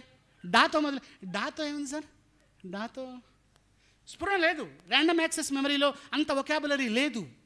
ఆ ర్యామ్ అని కంప్యూటర్లో ఉంటాం కదా, మనకు అనవసరమైంది ఇమీడియట్గా కంప్యూటర్ గుర్తుపట్టి తీసుకురావాలి. ఆ పదజాలాన్ని పిల్లలకి పెరుగుతున్న కొద్దీ కూడా ఆ తరగతి గది పట్ల ఆసక్తి కలుగుతుంది. English vocabulary, Telugu vocabulary. Science చెప్పేటప్పుడు మోటివేషన్, టీచింగ్ ఎయిడ్స్, కథలు, నిత్య జీవితంలో జరుగుతున్నటువంటి సైన్స్ విషయాలు. ఒకసారి ఒక డిఓ గారు మా క్లాస్కి వచ్చినప్పుడు చిన్నప్పుడు ఒక సీసా ఇచ్చి, వరే ఈ సీసా తీసుకెళ్ళి బయట నుంచి గాలి నింపుకొని రారా అన్నాడు. సీసాడు గాలి తీసుకురారా అన్నాడు. ఇంకొక అతనికి ఇచ్చి ఇగో నువ్వు ఈ సీసా తీసుకెళ్ళి హెడ్ మాస్టర్ రూమ్లో ఉన్న గాలిని తీసుకురారా అన్నాడు. అర్థం కాలేదు మాకు. సీసాతో గాలి ఎలా తీసుకొస్తాడు? మేము ఇలా గాలి ఎలా సార్ ఇలా ముంచుకొస్తే అందులో ఆ గాలి ఉంది కదా సార్, ఆ గాలి ఏం నాకు తెలియదు, సీసాడు గాలి కావాలి నాకు మీ హెడ్ మాస్టర్ రూమ్లోది అన్నాడు. మేము ఎవరం చేయలేకపోయాం. మా సైన్స్ మాస్టర్ కూడా ఆలోచించాడు, సీసాతో నీళ్లు తెస్తాం సార్, సీసాతో ఇసుక తెస్తాం సార్, సీసాతో సోడా తెస్తాం సార్, సీసాతో గాలి ఎలా తెస్తాము అంటే తెలీదా మీకు అన్నారు. మీకు 6వ తరగతిలో ఉంది కదా సీసాతో గాలి తేవడం. మేము తీసుకెళ్ళి పుస్తకం అంతా చూసాం 6వ తరగతి, మా ఎక్కడ సీసాతో గాలి తేవడం లేదు అందులో. లేదు మాస్టర్ అంటే ఉందిరా చూడండి అన్నాడు. మా వల్ల కాలేదు. అప్పుడు ఏం చేసాము, ఆ మాస్టర్ ఏమంటే మరి ఆ సీసాతో నీళ్లు తీసుకోండి రా అన్నాడు. తీసుకున్నాం. ఈ నీళ్ళు వెళ్ళి మీ మాస్టర్ రూమ్లో పంపేసి రండి రా అన్నాడు. నీళ్లు బయటకు వస్తుంటే గాలి లోపలికి వెళ్తుంది కదా అన్నాడు. డిప్లేస్మెంట్ ఆఫ్ దిస్ థింగ్. అంటే నిజ జీవితంలో జరిగిన అతి చిన్న సంఘటనని మాకు అప్లై చేయటం గుర్తు రాలేదు. సైన్స్ చెప్పే మాస్టర్ ఇలాంటి సంఘటనలు కొన్ని లక్షలున్నాయి, ఎన్ని గుర్తొస్తూ ఉంటాయి. సమయం లేదు కాబట్టి అవన్నీ చెప్పట్లేదు. మ్యాథమెటిక్స్లో నోటి లెక్కలు ఎప్పుడు మమ్మల్ని తెలివి తక్కువ వాడిగానే లెక్కల మాస్టర్ చూస్తుండేవాడు. బికాజ్ ఆయన అడిగే నోట్ లెక్కలు మాకు సమాధానం వచ్చేది కాదు. ఆయన అడిగే చిన్న చిన్న లెక్కలే అడుగుతుండేవాళ్ళు. ఇద్దరిని లేపేవాడు, ఒరే మీ ఇద్దరికి కూడా రూపాయి ఇస్తున్నాను రా అనేవాడు. ఇవ్వండి సార్, మీ ఇద్దరు పంచుకోవాలి అనేవాడు. పంచుకోవాలి సార్, వీడు బాగున్నాడు రా, వీడు లెక్కల్లో బాగా చేస్తాడు, వీడికి 10 పైసలు ఎక్కువ ఇవ్వనేవాడు, వీడికి 10 పైసలు తక్కువ ఇవ్వనేవాడు. ఒక్కొక్కడికి ఎంత వస్తుందేవాడు. వెంటనే మీ అందరిలాగానే వీడికి ఎంత వస్తుంది, ఒకటికి 60 పైసలు, ఒకటికి 40 పైసలు. మీరు చెప్పినట్టే మేము చెప్పేవాళ్ళం. ఆయన పెద్దగా నవ్వి తప్పు అనేవాడు. వాడికి ఎంత ఎక్కువ ఇవ్వమన్నాను అనేవాడు, 10 పైసలు. నువ్వు ఎంత ఎక్కువ ఇచ్చావు, 20 పైసలు ఇచ్చావు. అదేంటి సార్, రూపాయినే పంచమన్నాడు ఆయన. 10 పైసలు వాడికి ఎక్కువ, 10 పైసలు వీడికి తక్కువ. వాడికి అవునండి రూపాయిని పంచాము, 50 పైసలు, 10 పైసలు ఎక్కువ, అందుకని వాడు 10 పైసలు తీసుకొని వీడికి వేసాను, కాబట్టి వాడికి 40, వీడికి 60. వరే 10 పైసలు ఎక్కువ ఇవ్వాలరా. కరెక్టే సార్, వాడికి 60, వీడికి 50 ఇస్తాను సార్. 110 నీకు ఇచ్చింది రూపాయే కదరా. అవును సార్. తరగతి అంతా కూడా మేము ట్రాయల్ తిరుగుతుంటాం, ఎలా ఎప్పుడు ఎక్కడో ఒకడు లేచేవాడు, సార్ వాడికి 45, వీడికి 55 అనేవాడు. Right, that's sir. ఇంతమంది ఉపాధ్యాయుల్ని కూడా చిన్న లెక్క పక్కకు తిప్పుతోంది. కారణం ఏమిటి? కమ్యూనికేషన్. ఏమని చెప్తున్నాను, ఈ లెక్కల మాస్టర్ చెప్పడంలో నన్ను ఎలా మోసం చేశాడు. రూపాయి ఇస్తాను, పంచుకోండి. పంచాలి అనగానే మన మనస్సు 50 సగం పంచమని చెప్పలేదుగా. ఆ పంచుకోండి అనగానే ఆల్రెడీ లెర్నింగ్ ఉంది, వాడి సగం పంచుకోమన్నాడు. పంచాము 50. తర్వాత 10 పైసలు ఎక్కువ, 10 పైసలు ఎక్కువ అంటే పీకే వాడి దగ్గర 10 పైసలు వీడికి ఇచ్చేయి. ఒకసారి తీస్తున్నాడు, ఒకసారి కలుపుతున్నాడు, 2 ఆపరేషన్స్ జరుగుతున్నాయన్న ఆలోచన లేదు అక్కడ. ఇటువంటి నోటి లెక్కల ద్వారా లెక్కల మాస్టరు ఇవాళ క్లాస్ అయిన తర్వాత రోజు ఒక నోటి లెక్క చెప్తాను, రోజు ఒక ఎక్స్పెరిమెంట్ చెప్తాను, రోజుకు ఒక పద్యం చెప్తాను. నిన్న పద్యం ఇవాళ పద్యం చెప్పిన వాడికి చిన్న బహుమతి ఇస్తాను. బడికి వచ్చేప్పుడు చిన్నప్పుడు తొందరగా బడికి రావాలని మోటివేషన్ ఏం చేసేవాళ్ళు, మొట్టమొదటి బడి వచ్చినటువంటి వాడికి మాస్టర్ చేతిలో శ్రీ పెట్టేవాడు. మేమంతా పరిగెత్తుకుంటూ వచ్చి శ్రీ రాయించుకునేవాళ్ళం. రెండవసారి వచ్చినట్టుకి చుక్క అనేవాడు, శ్రీ చుక్క. మూడోవాడు వచ్చినప్పుడు ఒక దెబ్బ, చిన్నగానే. రెండోసారి వచ్చిన 2 దెబ్బలు, 3 దెబ్బలు. దెబ్బలు తప్పించుకోవాలని 9 గంటలకు బడైతే ముందుగానే లేచి నాకు శ్రీ పెట్టారు అని. ఆ శ్రీ పెట్టినాడు ఆ రోజు లీడరు. ఇవన్నీ మోటివేషన్ టెక్నిక్స్ మన దేశంలో ఉన్నవే, శ్రీ చుక్క దెబ్బ. కానీ అలాంటివి ఏం లేవు కదా మిత్రులారా. ఒక తరగతి గది ఒక ప్రయోగశాల, మీరు శాస్త్రవేత్త, ప్రతి మెదడు ఒక కంప్యూటర్. అందులో దైవత్వాన్ని, శక్తుల్ని ఎన్ని రకాలుగా, ఎన్ని విధాలుగా చేయొచ్చో. అందరికీ పనికొచ్చే సూత్రాలు కొన్ని ఉంటాయి, కానీ ఎవరి సూత్రం వాడిదే, ఎవరి శాస్త్రవేత్త వాళ్ళే. మీరందరూ శాస్త్రవేత్తలై విద్యార్థుల యొక్క హృదయాలలో దైవత్వాన్ని, శక్తుల్ని మేలుకొల్పుతారని ఆశిస్తూ నమస్తే.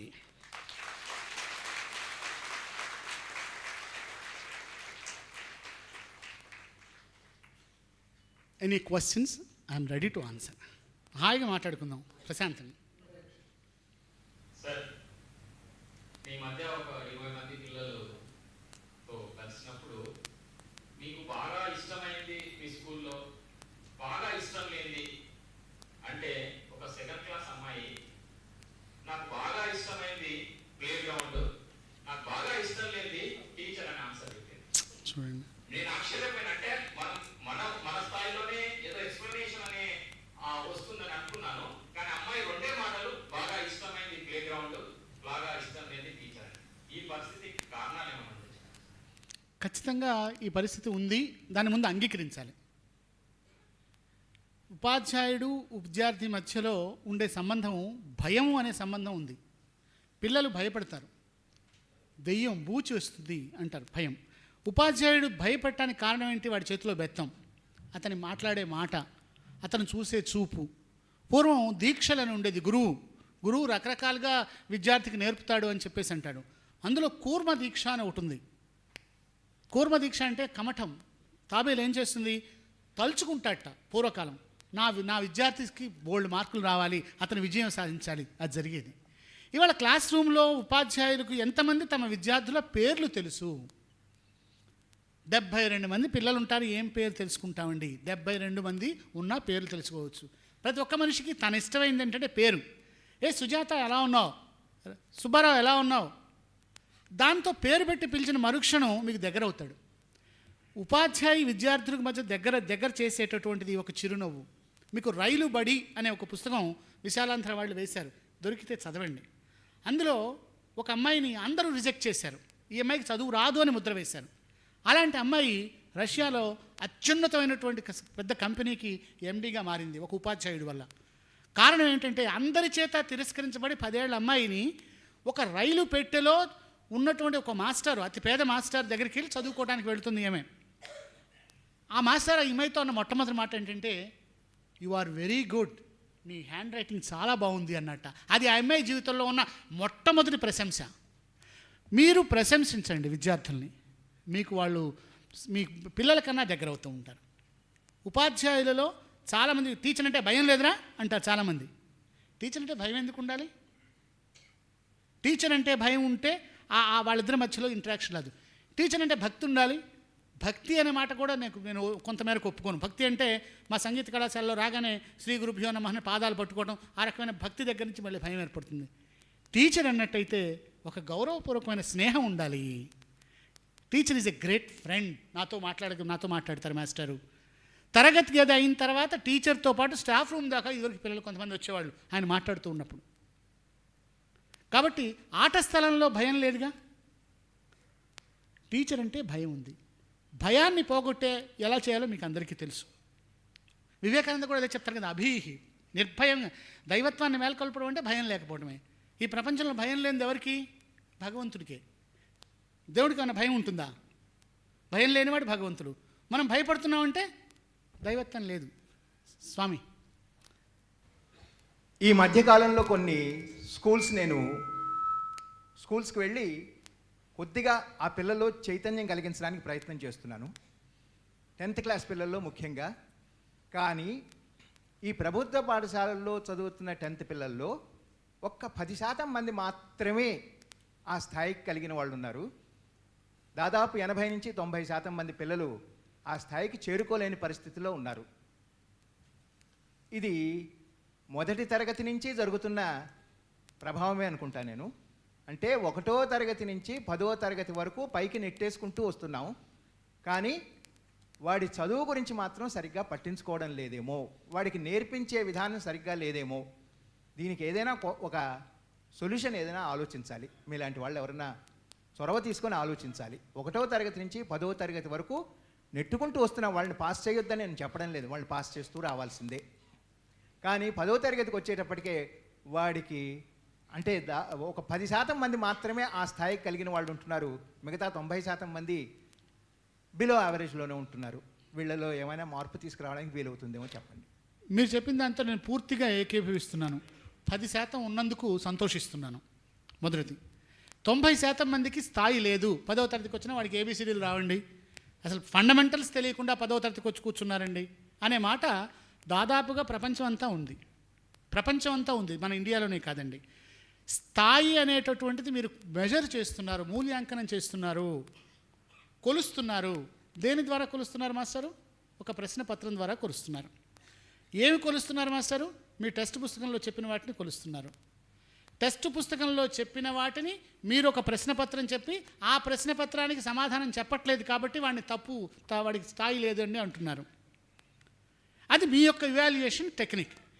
కానీ 10వ తరగతి తప్పినవాడు తర్వాత వాడు ఒక షాప్ పెట్టుకొని కోట్లు సంపాదిస్తూ ఉన్నాడు. కోట్లు. బిల్ గేట్స్ సంగతి తెలుసు కదా, I failed in my 10th class examination, matriculation examination. My friend passed. He became a computer engineer. He is earning $2 lakh in my company and I am the owner of it అన్నాడు. వీడు 10 మెట్రికులేట్ fail అయ్యాడు. అంటే ఇక్కడ నేను మీకు మరీ పెద్దగా నేను చెప్తున్నాను అనుకోకండి. విద్యార్థి పాస్ అవ్వడము, ఫెయిల్ అవ్వడము, ప్రశ్నపత్రాల సమాధానాలు, ఈ పుస్తకాలు నేర్చుకోవడం ద్వారా మాత్రమే వాడి యొక్క విద్యా ప్రమాణాలని మనం కొలుస్తున్నాం. ఆ రకంగా మీరు సత్యం పునఃసత్యం, అందులో మిమ్మల్ని విభేదం లేదు. కానీ 1వ తరగతి దగ్గర నుంచి 10వ తరగతి వరకు రోజుకు దాదాపుగా 8 గంటలు లేదు 6 గంటల పాటు మన మధ్య ఉన్న విద్యార్థికి మనం ఇచ్చినటువంటి ఎడ్యుకేషన్ ఏమిటి, స్కూలింగ్ ఏమిటి? He failed in the schooling. He did not fail in the education. ఖచ్చితంగా ఆ పిల్లాడు మరొక ఏదో ఫ్యాకల్టీ డెవలప్ అయి ఉంటుంది. అయితే స్కూలింగ్కి కూడా రావాలి అంటే మన టూల్ మార్చాలి. చైల్డ్ ఈజ్ ఆల్వేస్ రైట్ అంటాను నేనే కాదు ప్రభుత్వం. మీరు 10 సంవత్సరాల పాటు ఏం చేస్తున్నారండి అని మేము అడుగుతాం. తప్పుడు ప్రశ్నే, మా ప్రశ్న తప్పని తెలుసు. 10 సంవత్సరాలు బట్టి మీరే కదండి మాస్టర్లే కానండి అంటే చెప్తారు. కొన్ని రోజులు బందులు పోయాయండి, కొన్ని చోట్ల బ్లాక్ బోర్డ్స్ లేవండి, టీచర్స్ ట్రాన్స్ఫర్ అయ్యారండి, కౌన్సిలింగ్ లేదండి, సిలబస్ లేదండి, అసలు నా ముందు టీచర్ సరిగ్గా చెప్పలేదు సార్. ఇవన్నీ 15, 20, 30 రకాల ఆన్సర్లు వస్తాయి. ఆన్సర్లు సత్యమే. మీరు అన్నీ సత్యం అంటున్నారు కానీ అసలు విషయం చెప్పరేంటి అంటారు. ఇంతసేపు జరుగుతున్నప్పుడు ఒక విద్యార్థి 100 గంటలలో, ఐ రిపీట్, ఒక విద్యార్థి 100 గంటలలో స్కూలింగ్ని పూర్తి చేసుకోగలడు అని వాళ్ళు నిరూపిస్తున్నారు ప్రైవేట్ పాఠశాలలు. 100 గంటలే. 10th క్లాస్ పాస్ అవ్వడానికి 100 గంటలు మా దగ్గరికి పంపించండి అని 100 అవర్స్ స్టడీ మెటీరియల్ తయారు చేసి ఇస్తున్నారు, వాడు పాస్ అవుతున్నాడు. స్కూలింగ్కే, ఎడ్యుకేషన్ కాదండి. మరి ఒక ప్రైవేట్ పాఠశాలలో బీఈడీ లేనటువంటి వాడు 100 గంటల్లో స్కూలింగ్ తెచ్చినప్పుడు మనం ప్రభుత్వ పాఠశాలలో ఎందుకు చేయలేకపోతున్నాము? ఇందాక స్వామీజీ చెప్పినట్టు మనం ముందు డీహిప్నటైజ్ అవ్వాలి. మనకు హిప్నటిక్ స్టేట్లో ఉన్నాం. గవర్నమెంట్ స్కూల్లోకి వెళ్తే ఇంతే, ఈ నియమాలే ఉండాలి అని ఒక మత్తులో ఉన్నాం. నిజంగా విద్యార్థుల్ని 10వ తరగతి పాస్ చేయించడమే ముఖ్యమైనట్టయితే ఫండమెంటల్స్ రాకుండా కూడా పాస్ చేయించవచ్చు. కానీ మనం కోరుకున్నది అది కాదు. విద్యార్థిలోని దైవత్వాన్ని, గాంభీర్యాన్ని, శక్తి సామర్థ్యాల్ని, నైతిక విలువల్ని పెంచే అద్భుతమైన ఉన్నప్పుడు స్కూలింగ్ దానికి బై ప్రొడక్ట్ అవుతుంది అనే ఒక ఆదర్శ స్థితిని మేము ఊహిస్తున్నాం. విద్యార్థిలో ఉన్నటువంటి ఎలా ఆలోచించాలో చెప్పండి. వాడి టెక్స్ట్ పుస్తకం ఉంది, ఒక పాఠం చెప్తే రెండో పాఠం నేను చదువుకొని వస్తానండి అంటాడు వాడు. అటువంటి శక్తుల్ని మేలుకొల్పమంటున్నాం. 1వ తరగతిలో జరగలేదు, 6వ తరగతిలో జరగలేదు, 7వ తరగతిలో జరగలేదు.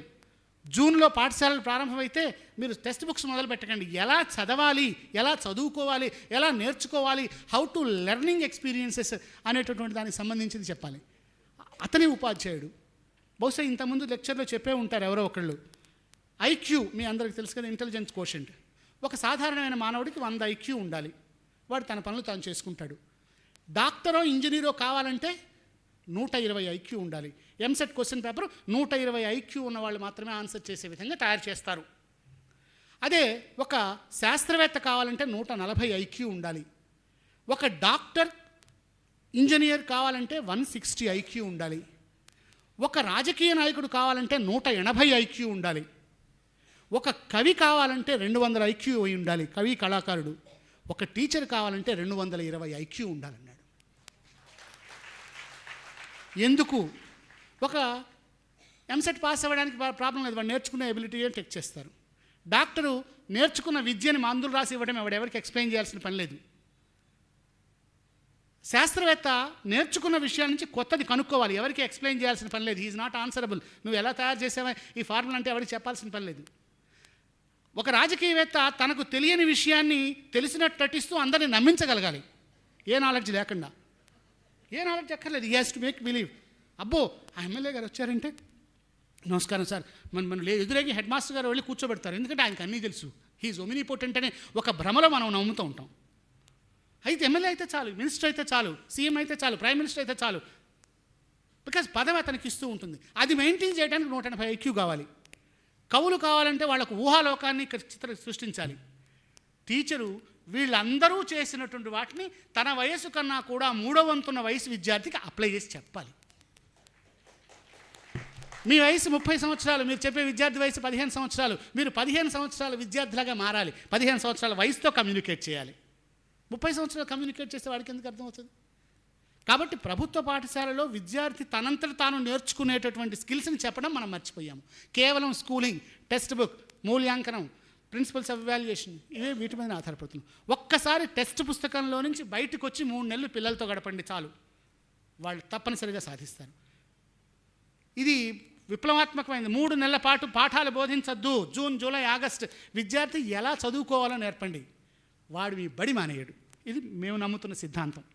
నిజాన్ని నేను టీచర్గా ఉన్నప్పుడు కూడా సెప్టెంబర్లోనే మొదటి పాఠం చెప్పేవాడిని. అప్పటిదాకా రోజు లెక్కలు, కథలు, కబుర్లు, ప్లేటో, అరిస్టాటిల్, వాడు ఇలా నేర్చుకున్నాడురా, రేపు పొద్దున్న నీకు కూడా ఇది వస్తుందంటే తొందరగా చెప్పండి సార్ పాఠం అంటాడు. లేదు తర్వాత చెప్దాను లేరా అంటే ఈ లోపుగానే కొంతమంది పుస్తకం ఓపెన్ చేసి చదువుకునే వాళ్ళు ఉన్నారు.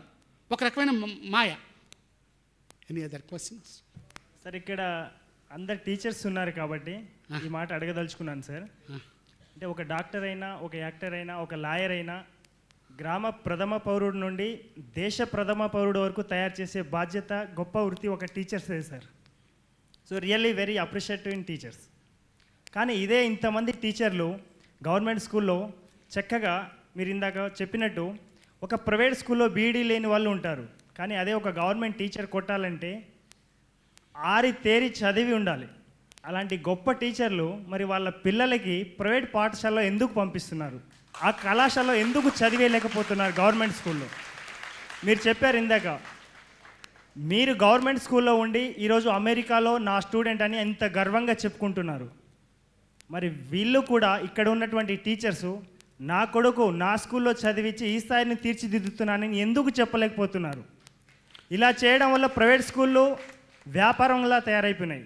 ఇందాక చెప్పినట్టు మాస్టర్ గారు గవర్నమెంట్ స్కూల్స్ అన్నీ తరిగిపోతున్నాయి అంటున్నారు. సో దీనికి ఇక్కడ ఉన్నటువంటి టీచర్స్ ఉన్నారు కాబట్టి నేను ఈ క్వశ్చన్ అడిగి దీనికి ఏమైనా సమాధానం చెప్పగలరు? మిత్రమా, మీ ప్రశ్నలో తార్కికత ఉంది, తర్కం ఉంది. గవర్నమెంట్ అంత ఏ మాస్టర్ వాళ్ళ బడిలో వాళ్ళ పిల్లల్ని చెప్పించవచ్చు అంటే మీ మనసులోనే ముందుగా 2 స్కూళ్ళ సిద్ధాంతం ఉంది. ఒకటి గవర్నమెంట్ స్కూలు, ఒకటి ప్రైవేట్ స్కూలు. ఒక ఉత్తమ విద్యావేత్తకు స్కూల్ అంటే ఒకటే. ఎక్కడైతే చదువు అంటే ఎడ్యుకేషన్ బాగా వస్తుందో అది ఉత్తమమైనటువంటి విద్య. స్కూలింగ్ కాదు, నేను రెండింటికి చెప్తున్నా. Schooling is different from education, right? ప్రపంచీకరణ నేపథ్యంలో, ప్రపంచం మొత్తం చిన్న కుగ్రామమైన నేపథ్యంలో 5 నమ్మకాలతో ప్రజలు బతుకుతున్నారు ఇవాళ రోజున. తమ పిల్లల యొక్క భవిష్యత్తు స్కూల్ ద్వారా ఏర్పడుతుందనే నమ్మకం మీకు ఉంది, నాకు ఉంది, అందరికీ ఉంది. మన నమ్మకాలు ఏమిటి? 5 నమ్మకాలు. మన విద్యార్థిని ఎలా తయారు చేయాలనుకుంటున్నాము? 1, దేశం అంటే అమెరికాయే దేశం, విద్య అంటే ఇంగ్లీషే విద్య, భాష అంటే ఇంగ్లీషే భాష, విద్య అంటే కంప్యూటరే విద్య, ఆట అంటే క్రికెట్టే ఆట, పరీక్ష అంటే ఎంసెట్టే పరీక్ష. ఏ తల్లిదండ్రి అయినా ఇక్కడ ఉపాధ్యాయులు కానీ ప్రతి ఒక్కళ్ళు కూడా తన పిల్లాడు పెద్ద యూఎస్ వెళ్ళాలండి, ఇంగ్లీష్లో మాట్లాడాలండి, కంప్యూటర్ నేర్చుకోవాలండి, క్రికెట్ చూడాలండి, ఎంసెట్ రాయాలండి. ఈ నమ్మకాలతో బతుకుతున్న జాతి ఈ నమ్మకాలు ఎక్కడ దొరుకుతాయో అక్కడికే వెళుతుంటాడు. వీళ్ళెవరికి ఎడ్యుకేషన్ అక్కర్లేదు. ఇవి ప్రైవేట్ స్కూల్లో దొరుకుతున్నాయి కాబట్టి అక్కడికే వెళుతున్నారు. గవర్నమెంట్ స్కూల్ అనే రెండో సిద్ధాంతంలో ఎడ్యుకేషన్ కావాలి, ఉచితంగా కావాలి అనుకున్నప్పుడు ఈ 5 కనుక అక్కడ దొరికినట్టయితే అక్కడికే వెళుతూ ఉంటారు. కాబట్టి జనం యొక్క ఆలోచన విధానానికి ఉపాధ్యాయులు అతీతులు కారు. వీళ్ళు ప్రజల్లో భాగం, ముందుగా వాళ్ళ పౌరులు, వాళ్ళ పిల్లలకు సంబంధించినటువంటి విషయాలు చూస్తూ ఉంటుంటారు. కాబట్టి మొత్తం వ్యవస్థని ప్రశ్నించే ప్రశ్న మీరు వేశారు. కానీ ఇవాళ తమ పిల్లల భవిష్యత్తు కోసం వాళ్ళు చేస్తూ ఉన్నారు. కానీ మార్పు వస్తుంది. ఇప్పుడు నెమ్మదిగా మార్పు వస్తుంది. ప్రైవేట్ విద్యా సంస్థలను బ్యాన్ చేసి, అమెరికాలో ప్రైవేట్ సంస్థలు లేవు, for your information. Private schools అనేటటువంటివి లేవు. యూనివర్సిటీస్ కూడా డీమ్డ్ యూనివర్సిటీసే, కౌంటీస్ అంటారు అక్కడ స్కూల్స్ని. అన్నీ అక్కడ వైట్ హౌస్ యొక్క మేనేజర్ కూడా గవర్నమెంట్ స్కూల్లోనే చదవాలి. ఇక్కడ 2 ప్రపంచాల సిద్ధాంతాలు పెట్టుకున్నప్పుడు మనకి ఇబ్బంది వస్తూ ఉంటుంది. కాబట్టి అవసరం మేరకు వాళ్ళు అలా వెళుతూ ఉంటారు. ఉదాహరణకి చేనేత కార్మికులు పాలిస్టర్ బట్టలు కట్టుకుంటారు, చేనేత బట్టలు కట్టుకోరు. కారణం కొనలేరు కనుక. అక్కడ ఉన్నటువంటి పరిస్థితి అది. ఇక్కడ ఒక మిత్రుడు ప్రశ్న. నా ప్రశ్న కూడా ఇంతకుముందు వాళ్ళు అడిగిన దానికి దగ్గరే ఉంటుంది సార్. సమాధానం కూడా అదే సార్. అయితే సార్ అయినా ప్రశ్న అడగండి, బాగుంటుంది సార్. అయితే నాకు క్లోజ్గా ఉండే ఒక సార్ని అడిగిన సార్ నేను.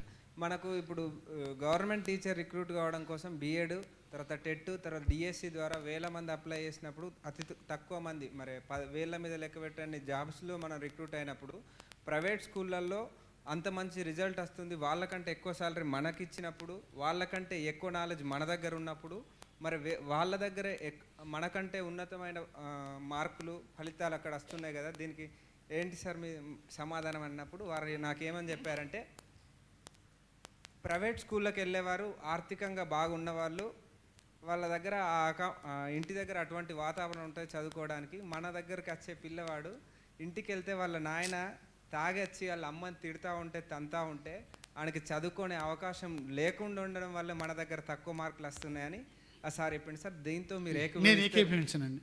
అటువంటి పరిస్థితుల వల్లనే మన ప్రభుత్వ పాఠశాలలో విద్యార్థులు ఉత్తమ ఫలితాలు సాధించకపోవడానికి కారణం అంటారు?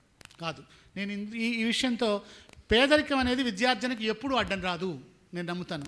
నిరుపేద అయినటువంటి వాడి కూడా తరగతి గదిలో ఆ తపస్సు అనే స్థితిలోకి తీసుకురావచ్చు. అది ఒక పెద్ద సబ్జెక్టు, మనం విడిగా మాట్లాడుకుందాం.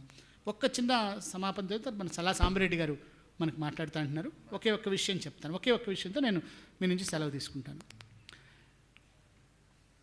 ప్రభుత్వ పాఠశాలలలో ఉపాధ్యాయుల యొక్క శక్తి సామర్థ్యాలు చాలా గొప్పవి అందులో సందేహం లేదు.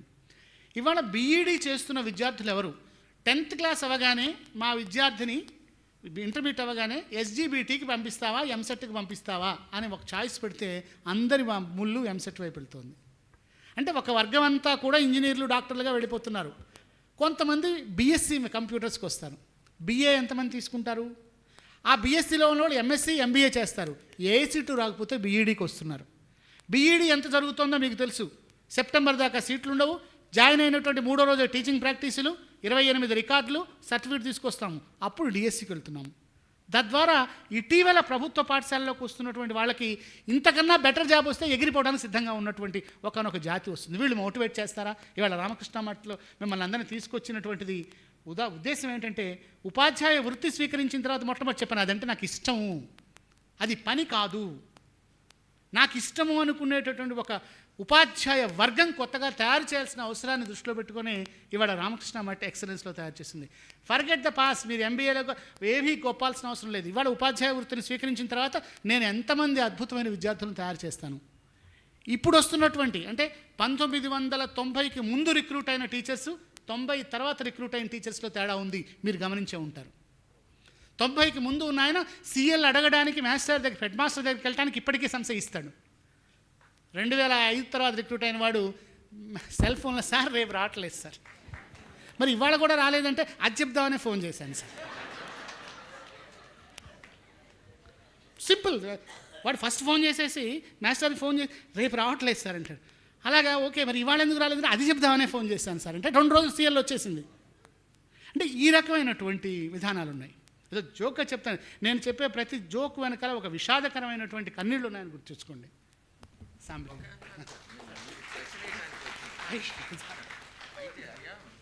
మీరు ఇప్పుడు దాకా చెప్పారు కదా, ఇది అద్భుతమైనటువంటి ఒక కార్యక్రమం. సభలో ఉన్న అందరికీ కూడా నమస్కరిస్తున్నాను. వీరు చెప్తున్నారు ఇక్కడ విషయాలన్నీ తెలుసుకొని మనకు కావాలేంది, టీచర్ యోగ్యుడైన ఉత్తముడైన టీచర్ కావాలి. వాడు పిల్లల్ని తీర్చిదిద్దాడు చక్కగా, బుద్ధిమంతులైన విద్యావంతుల్ని తీర్చిదిద్దాల. వాళ్ళందరినీ కూడా కౌన్సిలింగ్ అనండి, మీరు ఏమన్నానండి, అందరి టీచర్లని ఇక్కడ 100, 500 చేస్తే కాదు, అప్పుడే ఈ జాతి పునర్నిర్మాణం అయింది. స్వామీజీ ఉన్నారు ఇక్కడ. మనం రాష్ట్రము దేశం మొత్తం మీద ఈ కార్యక్రమం ఎట్లా చేస్తే అయిద్దో నాకు తెలియదు, కానీ చేయవలసిందే, వేరే మార్గం లేదు. కులం వల్ల లేకపోతే ఆర్థిక బలహీనత వల్ల వచ్చే బలహీనత ఒకే ఒక కారణంతో పాటు విద్యతో. ఆ బలహీనులందరినీ మనం అనుకుంటున్నాం యోగ్యులుగా తీర్చిదిద్దే కార్యక్రమం లేనంతకాలం మనం కేవలం ఈ 4 గోడల లోపలే చెప్పుకుంటానికి సరిపోద్ది. కానీ విస్తృత స్థాయిలో అందరూ కూడా ఈ కార్యక్రమం పెట్టుకుంటే తప్ప వాడిని చూసేడు ఈయన్ని చూసి వాడు. బీదతనం అంటే, నేను నిజామాబాద్ పోయిన ఒక కార్యక్రమానికి పిల్లల పద్యపడిన పోటీలు సార్ చెప్పారు కదా, ఒక పాప 7వ క్లాస్ పాప 500 పద్యాలు చదువుతుంది. 500 పద్యాలు. మీ అమ్మ నాయన ఏం చేస్తారంటే కూలికి పోతారని అన్నది. ఈ బీదతనం హడ్డీలు కాదు, మనం అసుర శక్తులు మనమేనని నేనంట. ఎట్టనంటే పక్కవాడు ఇట్లా బాధలో ఉంటే మనం పట్టించుకోవటం లేదు కదా. నిన్న ఒక ప్రిన్సిపాల్ అంటాడు రావణాసురుడు దేవుడు అంటాడు. మంచిదే, రావణాసురుడు ఎందుకు పోయాడు? వాడు బలహీనత అది వదిలేసి వాడిని దేవుడు కానీ అంత తపస్సు ఆయన చేస్తే బాగుంటుంది. ఒకే ఒక్క సంగతి నాయన, ఈ టీచర్స్ తప్ప లోకంలో ఎవరి చేత కాదు ఈ జాతి పునర్నిర్మాణం. వారందరినీ కూడా టీచర్ ఉద్యోగం చేస్తే 24 గంటలు టీచరే, దీని గురించి సందేహం లేదు. వారు ఉద్యోగం డబ్బుల కొరకు బ్రతుకు తెరువుకు వస్తే మాత్రం వాళ్ళు నాశనం అవుతారు. వాళ్ళు పిల్లలు టీచర్ పని చేయని వాళ్ళు ఎంత నాశనం అవుతారంటే సంఘంతో పాటు వాళ్ళు పోతారు. పదే నేను లోకమంతా అనుకునేది ఏంటంటే టీచర్లు చక్కబడాలి, వాళ్ళు ఎవరితో పోటీ పెట్టుకోవటానికి వీల్లేదు. ఎన్ని మాటలు చెప్పినా అవి మనకి ఫలితాన్ని ఇవ్వాలంటే టీచర్స్ అందరూ కూడా, స్టూడెంట్స్ అందరూ కూడా, ఇప్పుడు అమెరికా దేశం ఇంగ్లీషే భాష అదంతా పొరపాటు ఆలోచనలో ఉన్నారు కదా, వాళ్ళ ఆలోచన సరిదిద్దవలసిన బాధ్యత యోగ్యులు పెద్దలందరి మీద ఉంది కదా. ఉదాసీన వైఖరి వదిలేసి, మన నిద్రమత్తు వదిలేసి, నా కొరకు నేను బాగానే ఉన్నాను అనుకోవటం వదిలేసి, మనం టీచర్స్ని యోగ్యులుగా తీర్చిదిద్దేటందుకు సహకరిస్తే అందరి టీచర్లని, ఒక్క టీచర్ చెడ్డోడైనా కొన్ని వందల మందిని నాశనం చేస్తాడు. ఈ విషయంలో మరే మనం ఆలోచించాల్సింది, ప్రతి టీచర్ని కూడా బాధ్యతాయుతంగా తయారు చేస్తే ప్రతి స్టూడెంట్ చక్కబడతాడు. ఎవరు కావాల్సిన ఈ దేశ పునర్నిర్మాణం. తర్వాత స్వామీజీ చెబుతారు, వివేకానందుల వారు ఏమని, ఈ దేశం నాశనం అయితే ఏందయ్యా అంటే, లోకానికి వెలుగునిచ్చేది ఈ దేశమే కదా, దీని వెలుగు ఆరిపోతే ఎట్లా? ఎలిమెంటరీ స్కూల్ టీచర్ని పట్టుకోమంటారు మొట్టమొదట. హై స్కూల్ దాటే లోపల బుద్ధిమంతులైన విద్యావంతులు కావాలా, కాకపోతే తపస్సంపన్నులైన రాక్షసులు ఇప్పుడు తయారయ్యారు. ఇది మారాలంటే అందరం బాధ్యతగా పనిచేయాలి. నాకు ఈ అవకాశం ఇచ్చిన పెద్దలందరికీ నమస్కారం. Thank you. మనం లేడీస్ సైడ్ ఎవరైనా ఫీడ్బ్యాక్ ఉంటే. పూర్వకాలంలో అయితే భక్తి శ్రద్ధలతో ఉండేవాళ్ళు విద్యార్థులు. గురువును దైవంగా నమ్మి వాళ్ళు ఏ విధంగా చెప్తే అలాగే నడుచుకునేవాళ్ళు. కానీ ఇప్పుడు పిల్లలు తెలివికి మితిమీరి ఉంటున్నారు. ఆ విధంగా ఉండడం వల్ల చిన్నప్పటి నుంచి ఇంట్లో తల్లిదండ్రులైనా కూడా, స్కూల్లో టీచర్లైనా కూడా అతి తెలివి చూపించే విద్యార్థుల్ని చాలా తెలివైన వాడు అని సమర్థిస్తూ ఉన్నారు. ఆ విధంగా చదువు, తెలివితేటలు, సత్యము దాని మీద ఎంత ఉన్నా కూడా వానికి గుర్తింపు అనేది రావట్లేదు. అతి తెలివిగా బతకనేర్చిన తెలివితేటలు ఉన్నాయి అని వాళ్ళని సమర్థించడం వల్ల వాళ్ళని తెలివి వల్ల వాళ్ళుగా చూస్తున్నారు.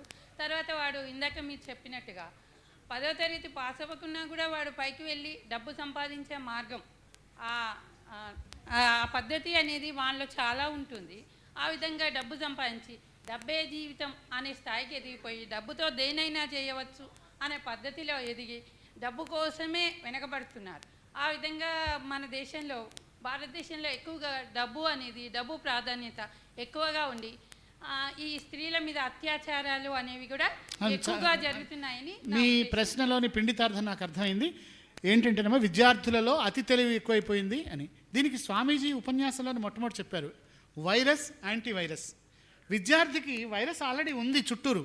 వాడు వందే మాత్ర గీతం కన్నా కూడా కెవ్వు కేక పాటనే ఎక్కువ ఇష్టపడతాడు వాడు. అలాగని కెవ్వు కేక పాటలు మనం ఆపలేము. వాడు కెవ్వు కేక వందే మాత్రం రెండూ పెట్టినప్పుడు వందే మాత్రానికి నమస్కరించే వాడిగా తయారు చేయడమే విద్య. అటువంటి వాడు అతి విచక్షణ జ్ఞానాన్ని, హంసని, వాడిలో ఉన్న హంసని మేలుకొల్పాలి. అది నాది కాదు, ఇది నాది. మీరు అన్నారు అతి తెలివి. ప్రజలు ఎవరైతే వాడు అతి తెలివి అనుకుంటున్నారో, ఎవరైతే వాళ్ళు తెలివి అనుకుంటున్నారో అది వాళ్ళ విధానం కాదు. నాకు ఇప్పుడు అనిపిస్తుంది స్వామీజీ, మనం ఒక ఆలోచన చేస్తే, ఇవాళ మోటివేషన్ క్లాస్ అనేటువంటిది మొదలుపెట్టినాడు. ఏది విద్య కాదు అనే దాని మీద ఎప్పుడన్నా కొంతమందితో చేస్తే బాగుండు. ఇవాళ ప్రజలు నమ్ముతున్నది విద్య కాదు. అసలైన విద్య వేరే ఉంది. ఆ విద్య వాడికి కనుక వచ్చినట్టయితే అదే యాంటీవైరస్. ఆ యాంటీవైరస్ని ముందు లోడ్ చేస్తే వాడి మీద ఎన్ని అతి తెలివులు వచ్చినా, ఎంతమంది పెట్టుకున్నప్పటికి కూడాను మనవాడు ప్రొటెక్ట్ చేయబడుతూ ఉంటాడు. గజ స్నానం అని విన్నారే? ఏనుక చక్కగా స్నానం చేసి పంపిస్తాం, బయటికి వెళ్ళి నెత్తి మీద బురద వేసుకొని వస్తుంది. మీ పిల్లాడు చక్కగా అన్ని నేర్పి పంపించాడు, బయటకు వెళ్తాడు, మళ్ళీ వాడు బురద వేసుకొని వస్తాడు, మళ్ళీ కడగాల్సిన బాధ్యత మందే. ఆ క్లీన్లీనెస్ కోసం అనమాట. యాంటీవైరస్ అనేటటువంటి మాట ఎడ్యుకేషన్లో టీచర్ అనేటువంటి గుర్తుపెట్టుకోండి. ఒక విద్యార్థి లేచి నించొని ఇలా పన్ను కుట్టుకుంటూ మాస్టర్ కేసు చూశాయంటే ఎదవా, నీకు భైరం లేదని కాదు, వాడి కుట్టుకునే పన్ను, లేకపోతే ఆడపిల్లలకి చేసే చూపు, ఇదంతా వాడికి వైరస్ అటాక్ అయింది. పాపం ఎంత వైరస్ ఉందో పర్లేదు, I will take care of you. వాడికి వైరస్ అటాక్ అయిందని మనకు వైరస్ అటాక్ కాకూడదు. మనం వైరస్ క్లీనర్స్. ఎంత వైరస్ ఉన్నాడు కనపడితే మనకు అంత ఇదనమాట. ఇంజిన్ బాగా పాడైపోయింది. ఇది పాడైపోయిన ఇంజిన్ బాగు చేసే మెకానిక్ మనకి. మీ ప్రశ్న చాలా బాగుంది, నాకు బాగా నచ్చింది. ఆల్వేస్ మనకు ఒక problematic child is the most important person and most respectable person in the class room. వాడు ప్రాబ్లం కావాలి నాకు అంత. బాగా నేర్చుకునేవాడు ఎలా నేర్చుకుంటాడు, వాడి పెద్ద ప్రాబ్లం ఏం లేదు. తల్లి ఇంకా ఎవరు? నేను sir. Good afternoon sir, all of you. అయితే నేను 24 ఏళ్ళ సర్వీస్ చేశాను. దానికోసమని గవర్నమెంట్ స్కూల్ టీచర్ను. నా దృష్టిలో కనిపించినటువంటి ప్రాబ్లమ్స్ అనిపిస్తుంది. చర్చ కోసం కానీ సలహా కోసం కానీ చెప్తున్నది. ఆత్మశుద్ధి, చిత్తశుద్ధి అనేది ఉంటే ఏదైనా అచీవ్ చేయొచ్చు అనేది నాకున్నటువంటి జ్ఞానం. అట్లాగే మన టీచింగ్తో పాటు నేను ఈ మధ్యకాలంలో 2001 నుంచి యోగాసనాలు, దాని నుంచి వచ్చే ఫలితాలు ఎట్లా ఉంటాయనేది చూసినా కాబట్టి గవర్నమెంట్ స్కూల్లో తప్పకుండా యోగాసనాలు చేయించిస్తే బాగుంటుందని, ఒక గంట సేపు చేపిస్తే దాని ప్రభావం అనేది తీవ్రంగా ఉంటుంది. స్టడీస్ మీద ఉంటుంది, ఇతర విషయాల మీద, సమాజం పట్ల కూడా ఎట్లా ఆలోచించాలనేది ఉంటుంది. తర్వాత గేమ్స్ కూడా ఆడిస్తే బాగుంటుంది. పీటీ టీచర్ ఉంటాడు, గేమ్స్ ఆడించని పరిస్థితి ఉంటుంది. ఫీజు వసూలు చేసుకుంటారు. అది పిల్లలకు చిన్న పిల్లలు 6వ తరగతి పిల్లలు ఉంటారు. నేను హై స్కూల్ టీచర్. ఇవన్నీ functional difficulties. No game what are the ground level problem చెప్తున్నా నేను. అయితే గేమ్స్ ఆడించడం కానీ, మిడ్ డే మీల్స్ అనేది పేద పిల్లలు కాబట్టి శుభ్రంగా ఎట్లాగో గవర్నమెంట్ ఖర్చు పెడుతున్నది. కొత్త మామూలు 2 ఏళ్ళ 3 ఏళ్ళ బియ్యం అని ఇస్తే బాగుంటుంది. మరీ ముక్కిపోయిన బియ్యం ఇచ్చటలాక పిల్లల లోపల అంటే అనారోగ్యానికి గురయ్యే పరిస్థితి కూడా ఉన్నది. అది కూడా శుభ్రంగా పెట్టిపిస్తే మంచిగా ఉంటుంది. పైసలు ఖర్చు పెడుతున్నారు కదా ఎట్లాగో. తర్వాత బట్టలు కానీ, బుక్స్ కానీ మే నెల చివర్లో ఇస్తే మంచిగా ఉంటుంది అనేది నా అభిప్రాయం సార్. అట్లాగే పర్సనల్ కేర్ అనేది తల్లిదండ్రుల నుంచి లేదు. ఎందుకు రాలేకపోతున్నారు మీరు చెప్తున్నారు. మీరు చెప్పారు ఇంతకుముందు రామరెడ్డి గారు మాట్లాడిన మాటలలో చదువుకు ఏది అడ్డం రాదు అనేది. కానీ నేను ఒక్కనో ఇంకొక 2 3కో ఏది అడ్డం రాకపోవచ్చు, కానీ మొత్తం పిల్లలకు అడ్డంగానే ఉంది పరిస్థితి అనేది. దాని మీద మొత్తం అందరం కలిసి పనిచేస్తేనే సమాజంలో మార్పు అనేది వస్తుంది అనేది నేను నమ్ముతున్నా సార్. దీని మీద మీ అభిప్రాయాన్ని కూడా చెప్పి మీరు నేను మనకి మాస్టర్ మీరు చెప్పింది, నేను రచయితను కూడా పాటలు కింద రాస్తుంటా. మీరు చెప్పింది సత్యమే సార్. అన్నీ ఉండాల్సిన, మీరు చెప్పిన భౌతికమైనటువంటి ఇన్ఫ్రాస్ట్రక్చరు, మంచి తిండి, మంచి బట్టలు, మంచి వాతావరణం, ఇవన్నీ ఉండాలి అనేటటువంటిది మనం అందరం కోరుకుందాం. కానీ లేవవి. కరెక్టే, కానీ ఆ గవర్నమెంట్ గురించి ఎంత తక్కువ మాట్లాడితే అంత మంచిది. మనకు ఆ సబ్జెక్టు ప్రస్తుతం అది కాదు. మనకిచ్చిన 40 నిమిషాల్లో ఎంత మోటివేట్ చేస్తాము అనే సబ్జెక్టు పరిమితం అవుదాం. ప్రభుత్వం అనేటటువంటిది ఎవరు? మనం తయారు చేసిన వాళ్ళే అక్కడ ఉన్నారు. తరగతి గదిలో ఉన్నవాళ్ళు ఇవాళ ఐఏఎస్లు ఎవరు? గ్రూప్ 1లు ఎవరు? నేను అక్కడి నుంచి వచ్చినటువంటి వాడిని. ఈ ఈషణత్రయాలు, అరిషడ్ వర్గాలు అన్నీ వాళ్ళకి ఉంటాయి. మనకి ఉన్నటువంటి పరిమితుల్లో ఇన్ ద గివెన్ సిచ్యుయేషన్, సముద్రంలో అలలు ఆగిపోయిన తర్వాత స్నానం చేస్తామా అని ఎవరిని ఎదురు చూస్తారా? అలలు వస్తూనే ఉంటాయి, చేస్తూనే ఉంటాం.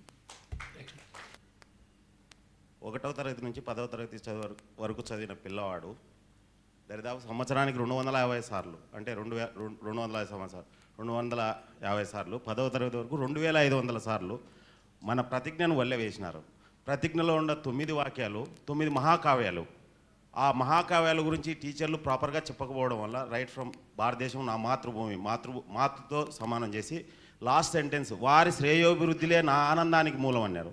మరి వద్దు అన్నదమ్ములు, భారతీయులందరూ నా అన్నదమ్ములు, లేకపోతే తల్లిదండ్రులను, గురువులను,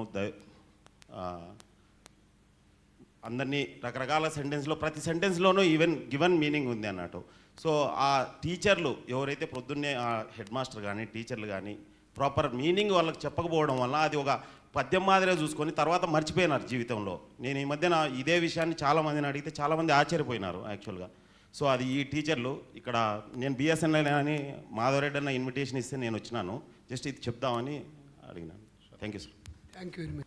వివేకానంద, రామకృష్ణ మఠ్ వివేకానంద వాళ్ళు ఒక 4 days బ్యాక్ డెప్యూటీ డైరెక్టర్ గారు ఒక లెటర్ పంపించిన తర్వాత నాకు మీ దగ్గర నుంచి టీచర్స్ను, తర్వాత అదేవిధంగా బీఈడీ ట్రైనీస్ని కూడా పంపించాలంటే, బీఈడీ ట్రైనీస్ మా దగ్గరే ఉండరండి, టీచర్స్ను మీరు ఎన్ని వేల మందిని పంపించాలంటే అన్ని వేల మందిని మేము మీకు పంపించగలము. ఎందుకంటే ఆ మాట కూడా ఎందుకు అనవలసి వచ్చిందంటే, కొంత మార్పు అనేది అవసరము కమ్యూనిటీలో అనే ఉద్దేశంతో పర్టికులర్గా కింది ఫీల్డ్ లెవెల్ ఇన్స్పెక్టింగ్ ఆఫీసర్ చెప్పినా కూడా నేను ఎవ్రీడే వాళ్ళతో రెగ్యులర్గా కంపల్సరీ ఈ ప్రోగ్రాంలో చాలామంది పాల్గొనాలి అనే ఉద్దేశంతో చాలామందిని మోటివేట్ చేయాల్సి వచ్చింది. ఇంతేకాకుండా హైదరాబాద్ జిల్లాలో గవర్నమెంట్ ఎయిడెడ్లో దాదాపు ఒక 8,000 మంది టీచర్స్ ఉంటారు. బ్యాచుల వారీగా అందరికీ కూడా ఇటువంటి ఒక